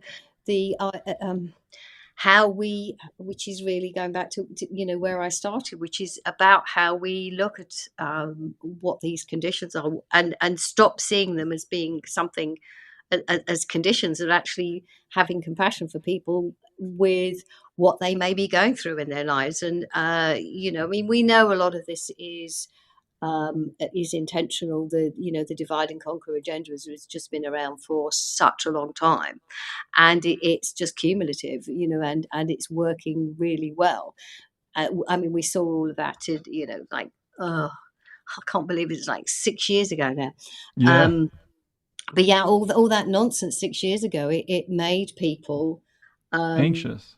All the blame flying around. Blame things that you wouldn't have even dreamt of before that. Oh, you got to wear a mask. You got to do this. You got to stand behind the line 6 feet away. That kind of stuff would really mess up a person's mental outlook, spiritual, physical, everything. Well, we're communal animals. Other people. And it was the other people, other members of the public who were inflicting the kind of problems on those of us who weren't doing that, rather than anything being inflicted from the authority. It was people were self-policing, and that's one of the things that really just kind of horrified me. Just how many. Oh, it did me. And the little dictators. Yeah, exactly. And how awful. But that causes stress, that keeps people separated, and that's the opposite of, as you were saying, we're social beings. We work. It's about learning to function together, to cooperate. It's not about losing our individuality, but it's about cooperation. I mean, absolutely, I totally agree with you, Patrick, with this whole idea. There's so many people are saying, this is a spiritual war. It's not necessarily kind of, just the practical side of things. It's the moral and spiritual side, and that's where spot on. We need to hang on to, how we'd like to be treated, and then okay, well, that's how you treat other people, because life is a mirror. What we experience is a mirror of how we feel. Right. So, absolutely. That's such a brilliant point, Patrick, of how we treat other people is then how we will be treated. The more that goes out, that's how we affect change, because we put out the right, the right. You're absolutely the right frequency. Yeah, you're talking about really frequency, but sorry, I didn't mean to talk across you then. Not frequency as such, because that can get confusing. But you're putting out the right energy. You're putting out a coherent energy. I mean, if you want to go into kind of like biofield stuff, but you're putting out a strong energy of that's coming from a good place. It's coming from the place of love and That's compassion. right. And also, and that's very effective. If someone you know starts to act a bit grumpy or changes or anything like that, still be kind to them, because you don't know what hell they're going through in their mind. And, if someone's nasty with me, I don't take offence as such. I just think, what hell are they going through in their mind to make them like that? Because it's not normal to be offensive to people for no apparent reason. So that's something I always think about. You don't know what they're going on in their minds. And, and I think when you look at the pressures of today, people are more subdued and depressed than ever before. And who's doing it? Bloody governments, time and time again. So that's it, Now, the other thing I was going to say is you rub shoulders, Dawn, with some very, very well-known doctors. Do you want to name drop a little bit, Dr. Kaufman. Oh, Andy, yeah. My mate Andy. Oh, I like Andy. Oh, first daters. Well, yes. I mean, strangely, he was one of the first people certainly the first doctor to connect with us. Just spoke to him in March 2020. So that's almost 6 years. I've known him for 6 years, and we're still in contact. He came to our event, or he was one of the speakers at our event last September. So he came across. It was the first time in the UK, and he spoke at our event. So I have met him a few times, and he trained as a psychiatrist. So Is he really? Well, let's face it. It's time for me to brag. We hopefully she's coming back. We had Dr. Myhill on. I don't know if you saw that show, and also Dr. Natasha, who's the Russian. They're both highly qualified doctors. And when I said earlier, I was condemning NHS doctors. They're not all the same. Again, I fell into the trap of putting people into slots. No, not all doctors are the same. Some are fantastic. I mean, Dr. Myhill and Dr. Natasha, and also Dr. Fleetwood, fantastic. It's not like they create the system that they go through. That's right. It's a bit like architects. Now, I was in architecture, and I'm a bit like the Punch and Judy man that hated kids, in Hello, Hello, that show.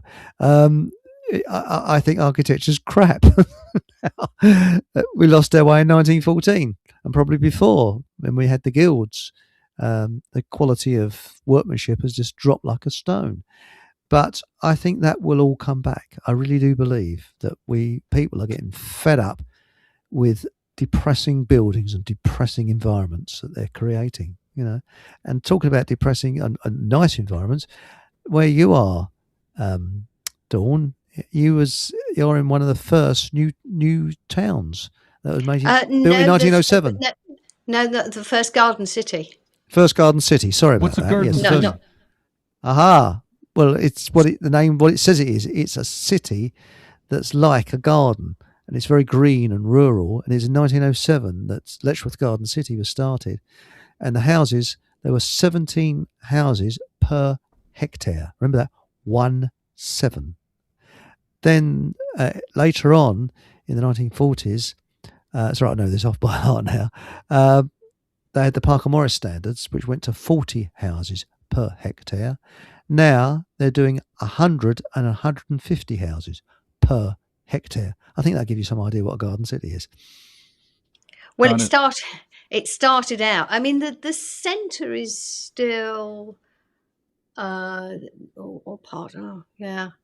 of it has kind of buggered up.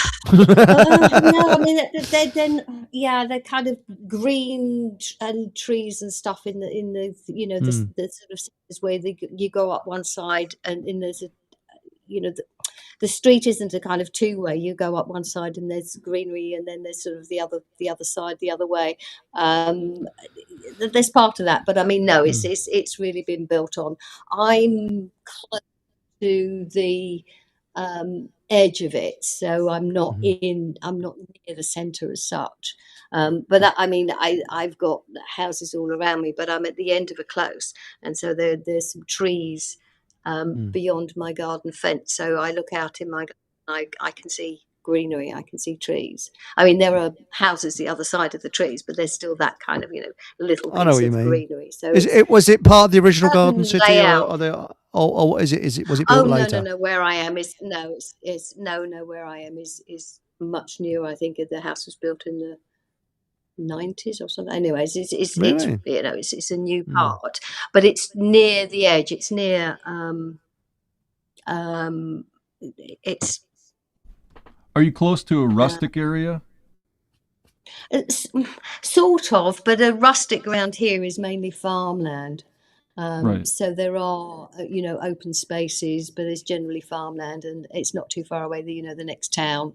But yeah, I mean it's sort of ruralish, but it's not like villagey rural, as in the sort of real countrified parts of West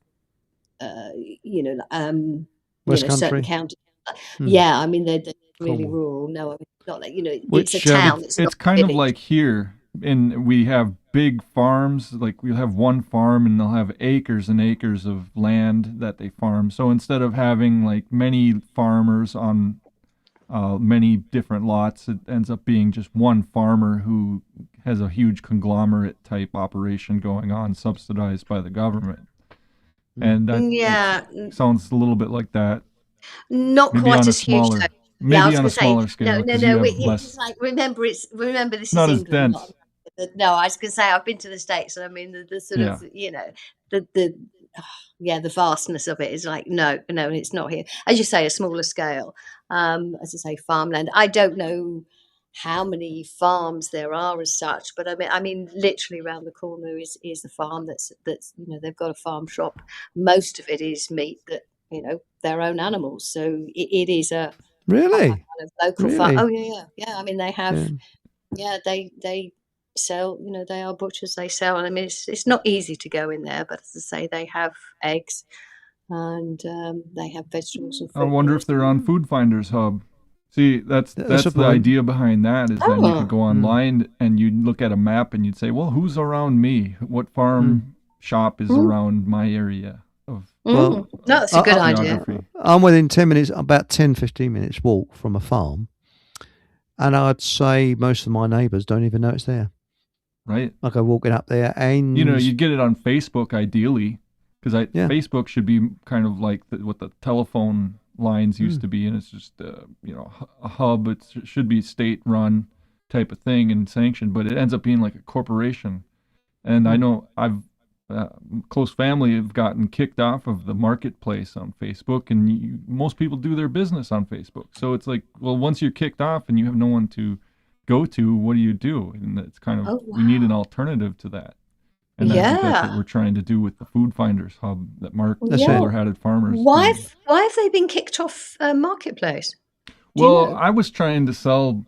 I was importing hats and things, fur hats from Russia. And they, for some reason, they either didn't like that I was selling fur or that it was from Russia. And they didn't give a real reason other than, it's probably just because it was Russian.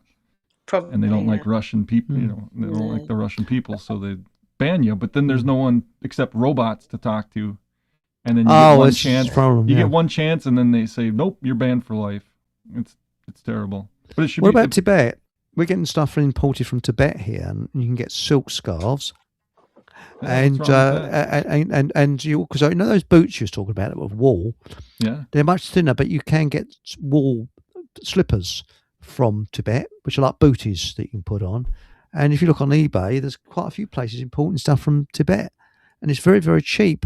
And for example, you get real sort of I forget the silk and things like that, which would be expensive in this country. Nobody's doing it. There aren't silk farms here. Oh, I don't think there's any. Yeah. But Tibet, it's very, very interesting, the stuff you can get from there. But again, via eBay, and it's obviously comes to a warehouse in this country and they sell it on. So you don't have any import duty or anything like that. But talking about rural areas, this segues me on to tomorrow night's show, because we'll be talking to a new guest that hasn't been on this show before, from the land of Knockers. It's not rude. Knockers. Piskies. What? and a sea monster that I can't pronounce that begins with M. So, what county it's in? It's in England. Maybe that's why it's foreign language to me. Right. Those first two, especially. Right. Okay. Cornwall. Cornwall. Oh, okay. Yeah, we got someone from Cornwall tomorrow night. Some pasties and clotted. That's right. It's Shelley Tusker. Oh, she's Shelley. coming. Shelley's coming on tomorrow night, and a piskie. It's not a drunk pixie. No, it's a sober one. It's a Cornish name for a pixie, I think, and a knocker. There's nothing to do with door knockers. It's the tin miners used to hear knocking in the tin mines, and they called them knockers, and they didn't quite know what it was. They thought they were haunted. We still don't know what it is. They dug, dug, dug, dug, dug, dug, well, she just had Pierce Corbin on her show last Wednesday. I was listening to it. I'm envious. Really? Yeah. Well, he's approachable, apparently. I've met him. Yeah. Have you really? He goes out. What, you sort of prodded him? Is he real? You know? Yes. He likes megaphones, doesn't he? Hello. His brother should have been your prime minister instead of Keir. Oh yeah. He was. If he had been treated fairly. Well, yeah. I mean, if it was the government people. If it was a democracy we lived in instead of a communist dictatorship. I'm not saying I agree with everything, but Well, I don't agree with everything he says. But and the monster is a sea monster, starting with M, and I can't. Anyway, it'll be tomorrow night. I'm not going to tell all about that. She's from the land of that, and Cornish pasties, of course, and very nice as well. And somewhere I've always had I don't know. It's always drawn me. Cornwall. I've always felt that's my home, where it should be. Not Hertfordshire. I've always thought of Cornwall as my home. Don't know why, but I just do. Have you been there? Yes, I love it. I fell in love with it, and that love has never stopped. I've never been there. Have you been there, Dawn? Yeah, yeah. And what did you think of it? Do you like Cornwall? Did it have a magic? Yeah, I liked it. It doesn't have the magic that it obviously has for you. I mean, there are some lovely places in England and Scotland and Wales. I've not been to Ireland. So, yeah, I mean, there are some beautiful places. Devon's nice, but Cornwall, they look on it as an island because it's divided by a river from the rest of the mainland. Well, there's anywhere put the Tamar Bridge over that. Is there anywhere other than Cornwall that could be considered the Riviera of the UK? Yes, the Isle of Wight. The Isle of Wight, okay. And that's one of the warmest parts of, even in winter. That's the part warmer. I do like. That's the part I like. Not the Isle of Wight, Dorset. No, the Dorset. Dorset. Yes. Dorset. I love it down there because it's near the New Forest as well. So you've got the sea and the forest. And what about the Isles of Scilly? I've never been there, but the Scilly Isles. No. And apparently a German ship went aground. I think it was some years ago, and the locals rescued the crew and treated them very well. And because of that, Germany said that if ever the Isles of Scilly were attacked, they would come to the aid of the Isles of Scilly, and they had a special place in their heart. And Mr. H during World War II kept that going. They could have invaded, but they didn't invade the Isles of Scilly, and they never touched the Isles of Scilly because they still remembered how the German crew of this ship were treated so well. So they honoured what they said. They did not touch Wars are so useless. It's ridiculous. Well, they've only got one use, and that's for the people who are funding it. Yeah, and genocide, cutting the population. I'm positive that's what it's for. Look at the First World War. Look at how it culled the population. Phenomenal amount. And there was many women that never got married because there was a shortage of men. And they've only made that shortage up in the 1990s. There was a acute shortage of men, I'm pleased to say. Well, we need to turn it around. We can do it. We can turn it around. Just ignore those people that want to bring us into that. That's right. Mentality. Ignore them out of existence. You know, what Keir Starmer says, I couldn't care less. Go away. If he wants to invade Russia, give him a gun, tin hat, kick him up the backside and say, go on, sod off. Go there. Go on. Do it on your own. Do it yourself. Exactly. That's it yourself. You know, and stay there until it's over. It'd be over bloody quick if that happened. No, I do believe that any war, the entire government has got to go there, regardless of their health. Yeah, go to the right at the front. Yep. Oh, bloody hell, that'd be over in about 10 minutes, less than that, a minute. Well, they can see how it really is, what their words affect the Yes. other people's lives, even though they don't have to be there. So that's the problem. They can live in their gated community and not feel the consequences of it. Have you seen Patrick? Well, you know Patrick Lancaster, the American that is a the one in Donbass. And he's on him for years. He's with the Russians, and there was actually in a truck, and there's this bloody drone following him. The blokes are taking pot shots. And you realise how frightening it must be. I used to be in contact with one of the people from America that went over there. His name was Russell Bentley, and he was actually killed, unfortunately, a couple of years ago because of everything going on. And it ended up being friendly fire. Just terrible. Well, I'm named.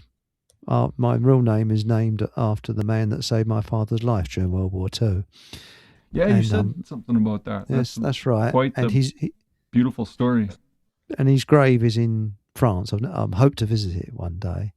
And he was killed by friendly fire. Oops, I've given the game away now from his book, but no, yeah. So that's who I'm named after, the man that saved my dad's life. You know, the friendly fire is, it can mean anything really, because they could be ambushed and set up for friendly fire too. So that's right. Just because it's friendly fire doesn't mean it's intentional. So obviously, it's not intentional usually. So, bang! Oh, sorry, friendly. Sorry, don't take it personally. It's okay. It's only a bullet. It's a bit like it's a friendly killing. Yes, that's right. It's a bit like the Israeli war, wasn't it? When the Israeli generals shouted over to the Arabs, "Why can't you stand still? Don't you realise these bullets cost money?" That's bad. Yeah, that is a bad one. but no, actually, I think what we've got to be careful about talking about, especially on Rumble and YouTube, and we're also and also what I failed to do, which I'm sorry, Patrick, you say I should announce the date and the day when we come on because it helps with your editing.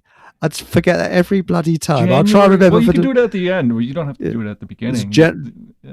January the 11th. But no, seriously, the difference between germ and terrain with these different theories. And what highlights it for me is that fever that they had that came from water, I believe. And it was Dr. Snow, wasn't it, who actually discovered, because people thought that typhoid came from the air. And Dr. Snow proved that it came from polluted water. I think you know more about that, Dawn, don't you? So over to you. Oh right, yes, it's the source of water, but again, this still follows the idea that it was a germ, that the water was contaminated. So, and I would add that terrain is not a theory; it's a paradigm. It's how the body actually works. But yeah, again, it's the interpretation of that particular event, because when they disabled that particular tap and the water people weren't getting the water from that outlet, that people stopped being ill, and they said, oh well, it must, it's obviously some germ in the water, but it was never to do with sewage germs. It was to do, it's to do with all the contamination from animal decomposing animals, because once life ends, the physical body starts decomposing, which is natural.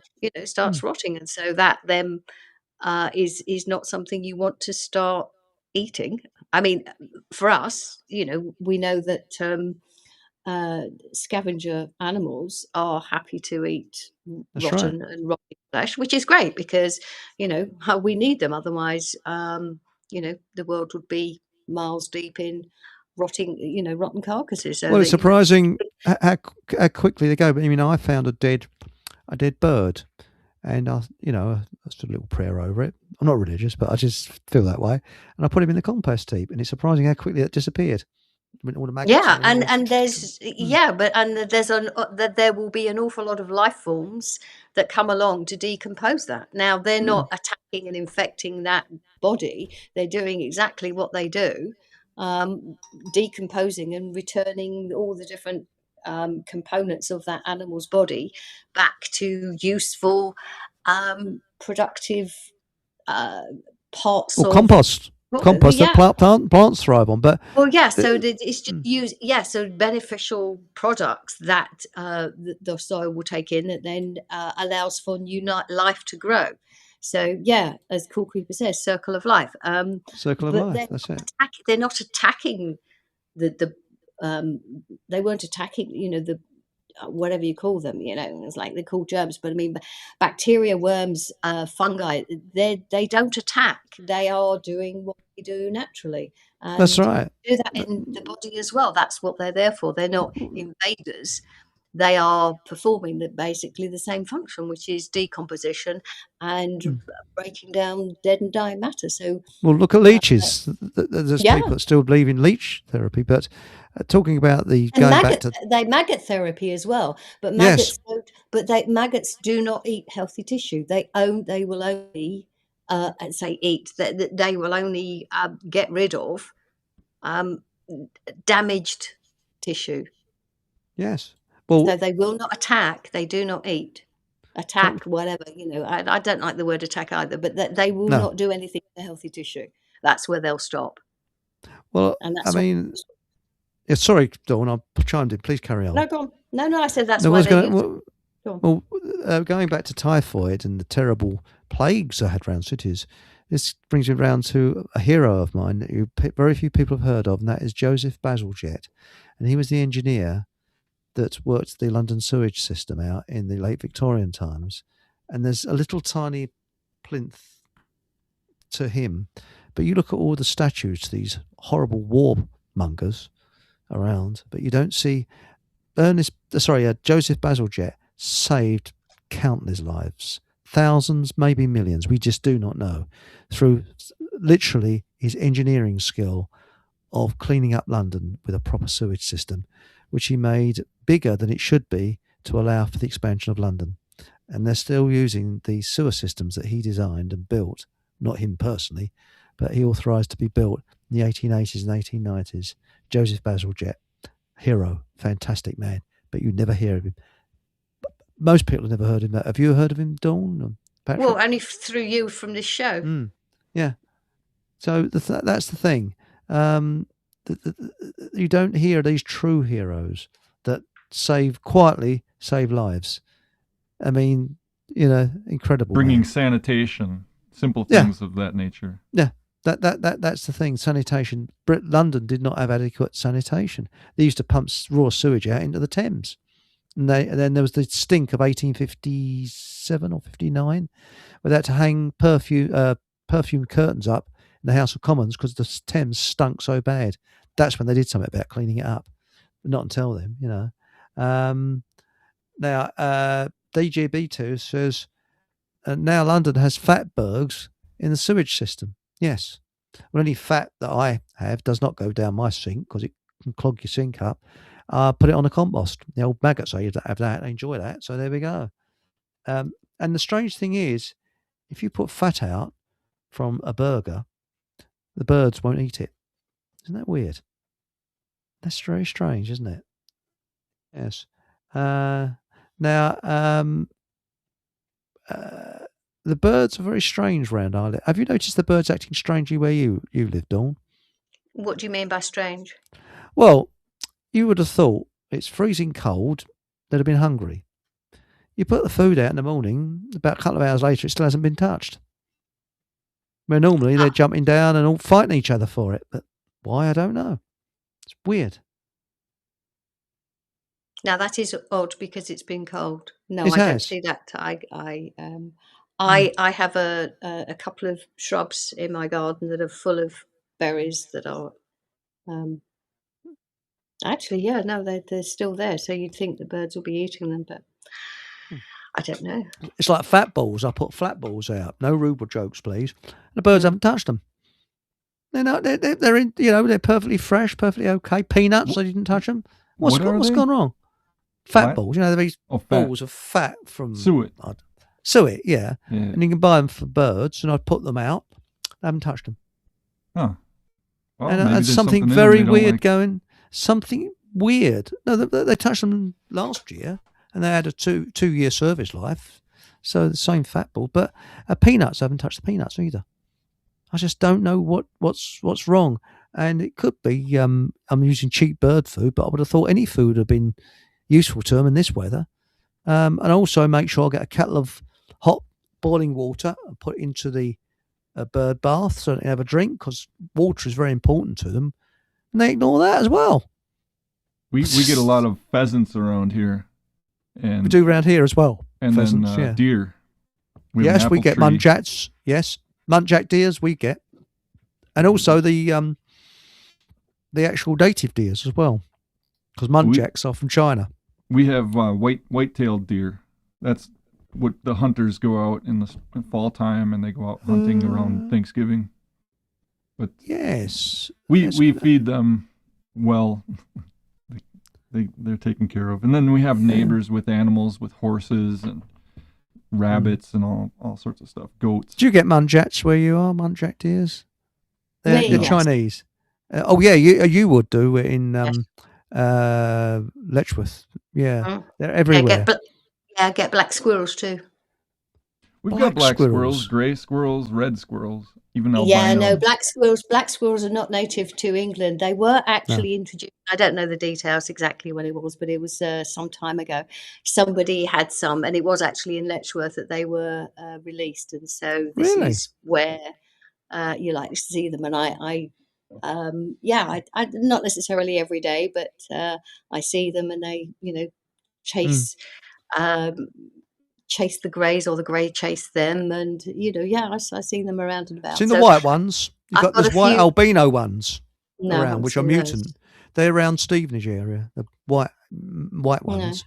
Haven't But seen those. I know that some people believe it was brought over as a pet. Sailors brought them over from America as pets, because they've wiped out the indigenous red squirrels, and there's only, was it the Isle of Wight? There's still red squirrels, and I think up in north. Oh, in Scotland. Oh, yeah. East I mean, in Scotland. fairly north. Yeah. I don't know about Ireland. Do you get red squirrels in Ireland? I don't know about that.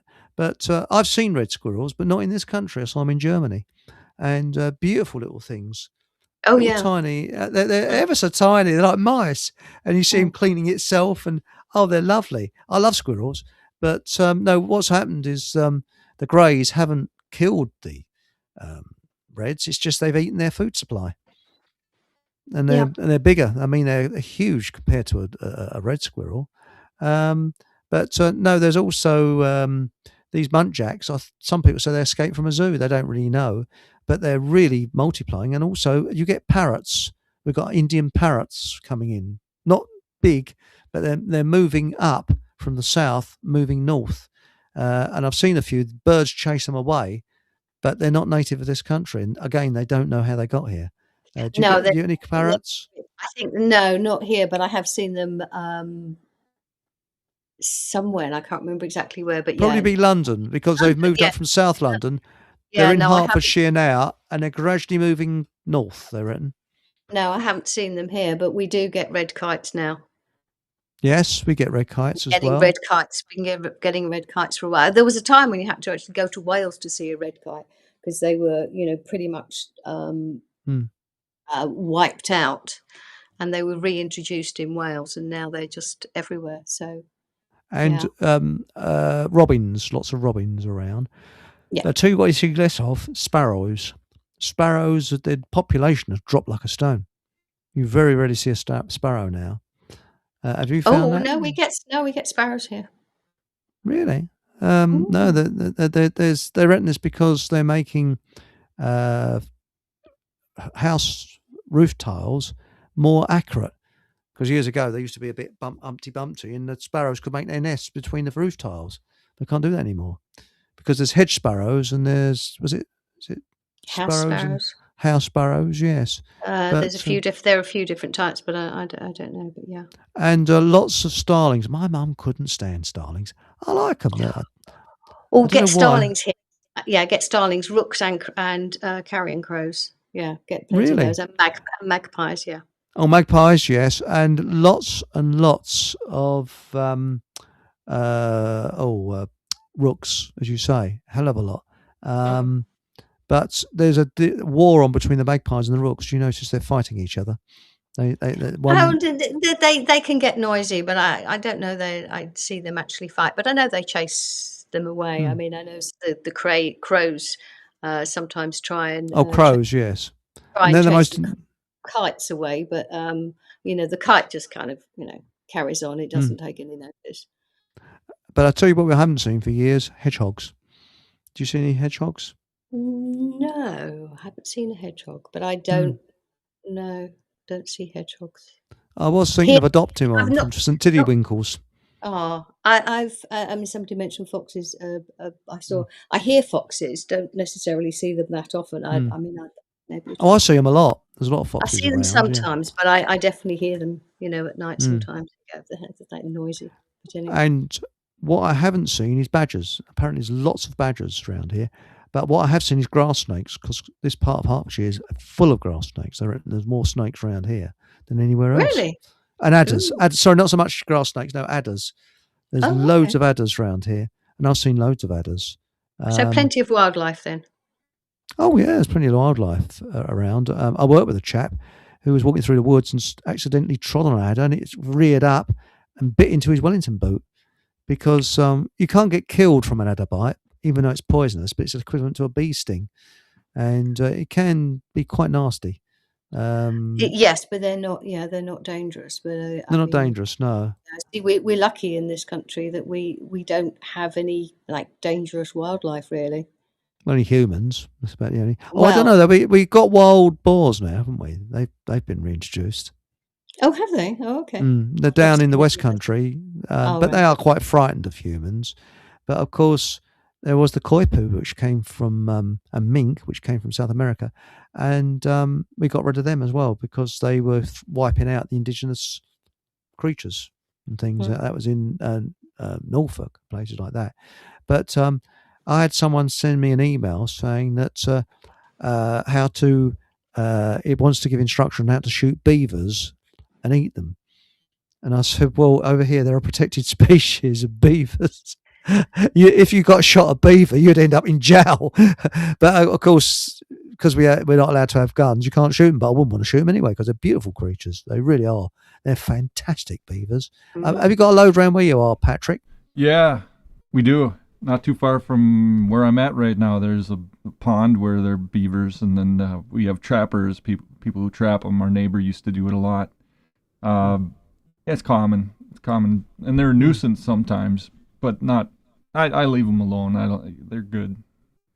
And then otters and that sort of thing. Lots of ducks, geese, everything. Well, there was a pub near where I live called the Crazy Pub, and it had a sign. It's like a little pond. It says, "Do not feed the water otter." And there's a piece of string going into the pond. Of course, people are inquisitive. They pull up the string. There's a kettle in it.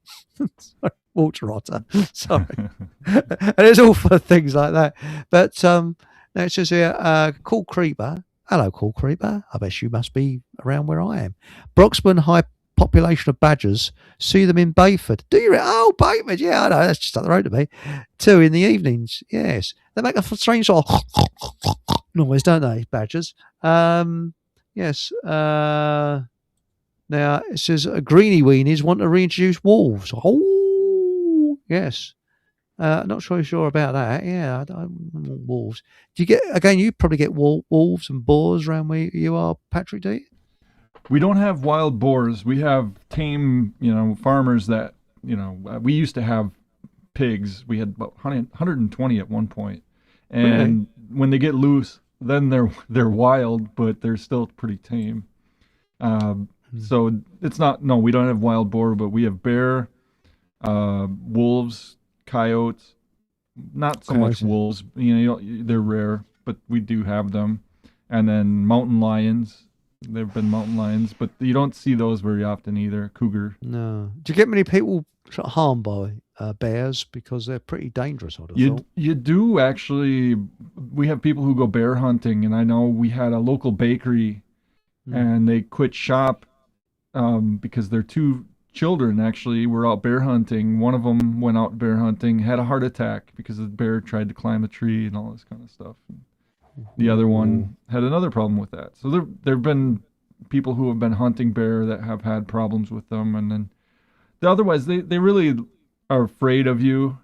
But if they have cubs, then they're not afraid of you, and they actually want to harm you because they see you as a threat. But other than that, we do have bears, but black bears, not brown bears. Oh, black bears, They're not so dangerous. Are they smaller ones, are they? Okay. Well, they get to be pretty big. Oh, okay. 600-pound bears, nothing to. They can get pretty big, and the farms, the people that feed them, and then they go out hunting and things for bear because they are a nuisance. But we do have them. I don't see them very often, not lately anyway. We have turkey. Turkey's native to America, so yeah. Got fields. During Thanksgiving, I saw one field nearby me had probably about 100 turkeys flying around in it, and just pecking around for food because the farmers had all cut their fields down, so they didn't have the cheap food and readily available, and they weren't able to hide in the cornfield anymore, so you'd be able to see all of them. We had rabbits, which kept this country alive during World War II. We have rabbits too, yeah. But the government realised that we can't have people having, because the government like to monetize everything, and so after World War II, they realised they couldn't have poor people eating meat, so they introduced myxomatosis, which wiped the rabbits out. It's good of them, isn't it? That's a pity. Yeah. Oh, that's a whole other story. Because myxomatosis is not a virus. No, it's not a virus. It's I've hit a raw nerve there, haven't I? Come on, Dawn. What is it? I thought it was. You dispelled a myth there. It's not a raw nerve at all. Oh, it's just are you joking? Something that's in the book, because I know I went into it. I really studied it. It started in Australia, and but basically it's down to poisoning. They brought in whatever it was to poison. It started in Australia. They introduced, or rabbits were released, and they were becoming a pest, and they were poisoning them all over the place. The farmers were actually paid to poison so there was just poison everywhere. It was never a virus. It's another one of those myths. So to say they introduced myxomatosis, I'd ask what actually happened, because there is no virus that was introduced now. I'd suggest it was some kind of poison, because as I say, no such thing as a pathogenic virus. So it's a whole other story. So once you get rid of the myxomatosis as a virus story, then you have to say, well, what did they actually do? So you have to start again. That's interesting. Yes, what do they actually something else that's in the book? Yeah, because it's not just because I like what you said. Sorry, please carry on, Saul. I talked over you. No, what I was saying is it's, we don't just talk about human diseases, talk about animal, because again, a lot of stuff that's going on, like the whole bird flu nonsense, people need to understand that it's not just human so-called diseases that we're looking at. They need to apply the same approach to animal diseases. So he goes, okay, well, let's cover a few animal diseases. So we looked at and certainly myxomatosis was one of them, because it was one of those. Well, what about myxomatosis? And I'm like, okay, I'll have a look at that, because I just remember it was quite a deep dive I did to look into what actually was going on. So interesting. That's really interesting. What do you think of DDT? Because they've written it was poisonous, but I don't think it is. Is it? Well, it is. Yes. I don't know. I don't know much about it, because I know they used to spray it. My mum used to spray it around here, there, and everywhere. Well, exactly. Now there is a difference. What was in the spray was a different form from what was used in other situations as a pesticide. It was used in more of an oil form, and therefore it was more concentrated. So these spray things, but that doesn't mean to say they were good. I mean, it's just that children being sprayed didn't just drop dead straight away. No. But it wasn't good for them. Also, I mean, I like what you said about immune system or repair system. If you could enlighten us on that, because I remember you saying it, and that really makes you think. Well, because the body is intelligent, it knows there are no germs to fight, so it doesn't have to have an immune system in the way it's described. It doesn't have to have a whole army of defenders that are attacking the invaders, because there are no invaders. It does have all kinds of mechanisms to, as I said before, to cleanse the body and to expel, eliminate toxins. And so there are different organs and systems. I mean, like the spleen cleans, it filters the blood, for example. So that's called part of the immune system. But there isn't an immune system as such in the way that it's described, as I say. So it's not a defense, a defensive system. It is a system, a series of different kind of mechanisms and organs that help the body maintain homeostasis, or attain and maintain homeostasis, which is not necessarily the same as kind of balance. It's just, a kind of the optimal functioning. So, things go out of balance because the toxic overload, the body has whatever the process is to bring that imbalance back to balance and restore health. So it's I think to just call it a repair system is not doing it justice, but it's a restorative system that restores homeostasis, restores the body to homeostasis, cleanses, as I say, and eliminates toxins. So kind of it's part, if you like, the part of the detox system. But it's even the system makes it sound like there's a separate part of the body, but the body works. The body works. It's interconnected. It's a whole. But the body works holistically. It is a holistic system. Well, it cures itself. I mean, this. Yes. Now, Alice Gorgeous. What about?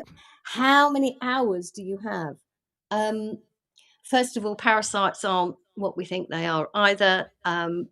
They do not, like bacteria and fungi, they do not invade the body. They are there because of the condition of the terrain. They are part of the cleanup crew, if you like. They, different organisms are in our body as part of our processes of keeping us clean and, in a good state of functioning. Equilibrium. Well, homeostasis is the more appropriate word. So cleanses, the point of cleanses is to kill the parasite, and if you're doing that, then you're introducing a toxin into your body, and I would question why you would want to introduce a toxin into your body, because if your body's got parasites, then it's already trying to do something that is cleaning up. It's already trying to clean up. So trust the body to be doing what it needs to do at all the time. Now, I was going to say not at certain times, but all the time. The body's always doing its best. So our job is to help support that process by being kind to it and not over toxifying it, and that's not just physical. It's it's like we're saying, the whole emotional side of things, not getting ourselves into. I agree with you. A state of anything, because mental stress can actually really cause an imbalance in the body, and then the body has to rebalance that, and the imbalance can actually cause damage to the tissues, and that damage has to be cleaned up, and that's what bacteria, fungi, and so-called parasites, because the point of a parasite is, or the definition of a parasite is, some kind of organism that lives on a host that only takes and doesn't contribute. Now, all of the things that are called parasites actually contribute because they are helping the body maintain homeostasis. So technically, they are not parasites. No, it says I don't give advice. However, if you really want to look into ivermectin, you'll find it's a toxin, and it is not something that you might want to put in your body. There's a great video by my good friend Steve Faulkner at Spacebusters, Steve Faulkner. Yeah, have you spoken to him? Oh, I know him. I've met him. The most amazing voice. I want to get him on the show. He's got that. He's got a radio voice, hasn't he? There's something unique about that voice. Yeah, a bit like Paul English. He's got a radio voice as well. But anyway, so Steve put out a video called "Ivermectin, Friend or Foe." It's about 20 minutes, and if you watch that, you'll find out why it is. It's not something I would dream of taking, shall we say. I mean, I know what you mean. It's not, as I say, I don't give advice. However, I think people need to know what they're doing. And ivermectin it's a horse dewormer, which means it is toxic, obviously. I mean, that's the original ivermectin. It was created. Well, when you see how marvelous human body is, for example, I have this sciatica. I think pretty bad. I went along to see Miles, who's an acupuncturist. He said, "Hang on, mate, sit down." So puts a few needles in my ears. So I'm sitting there with all these needles sitting in my ears. It doesn't hurt at all. I'm sitting there and it's going. So he said, "We'll do." And it's quite amazing. You would have thought, because I had it down on my knee, sciatica, down the side. He puts needles in your ears for that. But very carefully placed. Because the body is interconnected, and you've got meridians and you've got meridian lines and energy. And so it's tapping into the energy system of the body, if you like, and it's helping the body rebalance. So there's it's like reflexology. The soul. The sole of your foot has connections to, or different parts of the sole of your feet and your toes have different connections to different parts of your body. So, or connected to different parts of your body. Sorry, this is starting to ramble on. That's okay. You can adjust something in your neck and shoulders by massaging your own foot, or by putting tuning forks on your foot. So again, because the body is interconnected. Well, I don't know about you, Dawn, but I think I don't know whether you've reached a funny age, but I have, because I was sort of looking around. No, I'm not funny age. Oh, I am. I'm at a difficult age, and I started looking at, because when I'm a bit bored, I look on eBay. I don't know quite why. I just do. And I started getting into a bit Tibetan. You see, I don't quite know even why. And I saw these sound bowls. Go. I thought, might get one of those. It looks quite nice. If you get a bit stressed, go. They really are soothing. Things like that. And for example, the didgeridoo. Apparently, it was the healers that used them because they were used as healing sticks to heal people. People don't realise that.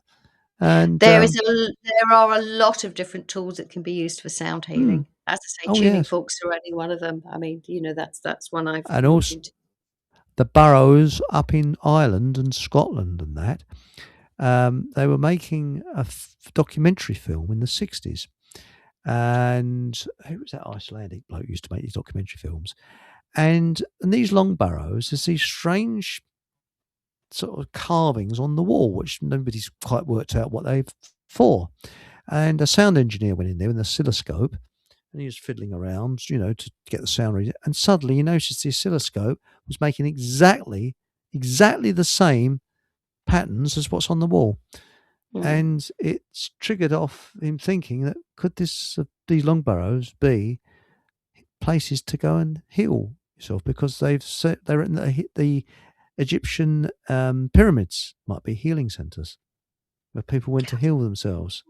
Well, so many of the old buildings, if you start looking into the whole area thing, that there's these buildings, cathedrals. Yeah, exactly. There's nothing to do with religion. They're healing. Anyway, I was just saying, looking at time, I don't know what. That's right. Okay, don't worry. The show is as long as it needs to be, so it reaches. Oh, okay. No, so, it's just was it what vitamin C killed people a while back, eh? When that funny law to stop health supplements being sold was attempted. I forget the legal tie. I can't remember it now. It was Codex Alimentarius. That's right, Codex Alimentarius. Yes. I don't think it was attempted. I think they actually put that through, but I don't know. They put it through, how that yeah. affects it. Yeah. Hi, oh, it's Alvin Kurt. He is from the land of Piskies and Knockers. Hi, all. Just joined you. Sorry, didn't phone me. Have to ask your guest, is she suggesting parasites like worms? I was thinking Keir Starmer, actually, when you say parasites. Worms won't harm you. Well, from the research I've looked into, they are, well, if you look at what they actually do in the external environment, they break down dead and dying material. And why would they do anything different in our own bodies? The other thing is, I know there are some actual parasites. There's a parasitic Tapeworm. Tapeworm? No, not necessarily. No, and again, they say things like parasites affect the poor people. In these kind of poor and who live in sort of poor living conditions, and you think, why would parasites want to invade people? I mean, they don't, but this is the story. Why would they invade poor people who live in sanitary conditions? I mean, why would they choose people like that? Why wouldn't they want to choose people who are really healthy? So once you start actually looking at things somewhat differently, and I'd say maybe look at the real meaning of the word parasite and the real actions of these organisms, and look deeper into what's called the terrain. Terrainum. It's not a theory. Look deeper into terrain. There is a lovely guy, a really young. I mean, it's just amazing. He's so young. I don't know. He's still in his 20s, I think. Liev Dalton, who is Beyond Terrain on Instagram. On his Instagram, he has he's put out a number of videos about parasites, and really he's got a document on his website. I think it's beyondterrain.com, and he has produced a huge document on what are called parasites, including worms, including ectoparasites. It's a really thorough, deep dive into what these organisms are. And I mean, I'm not saying he's saying anything different from me. It's just that he gives a lot of detail, and it's available. It's a large document, but it's available. It's only a small amount, something like I think $11. But if you really want to know about parasites, it's available as a download. That's interesting. And really, it shows it's a huge deep dive. I mean, it's not different from the research I've uncovered. It's just that he covers it in a great deal of detail. But even if you see these worms or something, it doesn't mean they've invaded your body. They are doing something. It means it's something to do with the terrain. And if you are seeing them in the toilet, that means they've left your body, probably because they've done whatever it is that they need to do. Actually, there's a great conversation he was on with on the podcast of my good friend Dr. Marisol Arce. On her Substack, she interviewed him, and they had a conversation talking about all things terrain. And it was the last 20, 25 minutes of that conversation. It's a shortish one, an hour, not like my podcast that are 2 hours. But so it's about it's an hour. It's the second half of it, and they're talking about parasites and what parasites actually do in the environment. That it's part of the terrain. So that's right. I am suggesting that there is no evidence that these so-called parasites actually do cause harm. That's interesting, because I know that women in the 1930s who wanted to slim literally had tapeworms put into them, because a tapeworm will leave their host alive, but it takes on the sort of the food. I don't know, but I'd want to look into that, because that I was told that by my father. He remembered it when he was a kid. So yeah, I don't know. I don't doubt that's the story that we're told, but again, always with all these stories that we're told, like pasteurized milk. We have to look behind it all, and we have to start asking questions. And that's what I'm doing a lot, and saying, well, okay, that's the story. Now, what can I find to support that story? And the more you look at the story, the mainstream narrative, I mean, you find that it actually isn't necessarily true. So say, okay, well, what is true? And you have to really, really start from first principles, start from the basics. Okay, what are they talking about? Right. So yeah, starting point. So I mean, with that story, I'd want to read the original reports of, you know, what these women were doing. But again, you know, they're selling something, you know, they're selling a product, they're selling have this therapy, it'll Edward Bernays with smoking and all that. Yes, exactly. You know, it's PR, but it's not PR.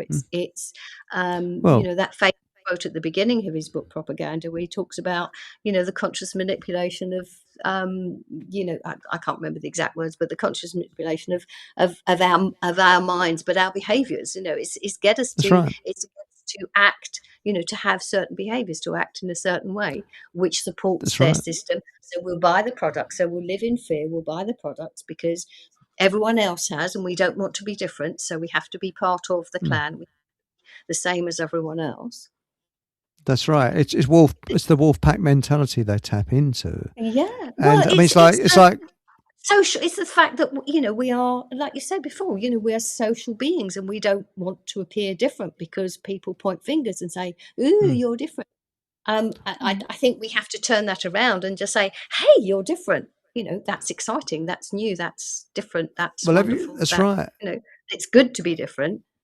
Well, I mean, there's been many experiments. I can never remember that experiment when they did, where they have to electrocute someone who Milgram experiments.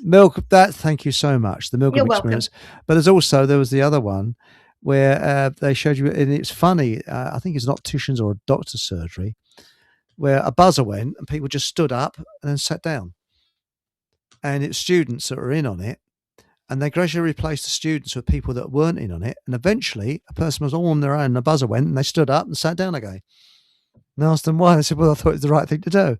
It's because the group were doing it. And this is the thing. And this is how we've got, this is, I think, how governments and the royalty survive, because they've got the best social engineers our money can pay for. And that's how they survive. Social engineering. Yeah. Yes, yeah, absolutely, and it worked absolutely brilliantly 6 years ago. It has. I mean, I mean, the First World War. They reckon if you asked any of the First World War veterans what it was about, they wouldn't be able to answer you. They didn't know what the First World War was about. And for years, I was fogged about it. You know, because some out there in Ferdinand was shot in Sarajevo, and what's that got to do with us? Exactly. But I've found out. I'm looking into it now. It's because Germany was building a railway. Britain had a huge navy and they ruled the oceans. And Germany was expanding, and they've got very few ports, and they had to bring more oil in because oil was more efficient to run ships than coal. So they decided to build a railway across Turkey to bring the oil directly into Germany to feed its industrialization. Well, Britain wasn't too keen on that. No. And First World War was a perfect way of destroying that railway. Yeah, well, yeah, they were against Germany industrialised. You know, that's right, and they were that would have been the Britain's. So yeah, it's all nonsense. It's all nonsense. It's all to do with, you know, money, and it's nothing to do with what we're told it's to do with. Yeah. Anyway, thank you very much for coming on the show, Dawn. You're welcome. And also, Patrick, please come on again soon. You know, get the old guest list out to you, you know.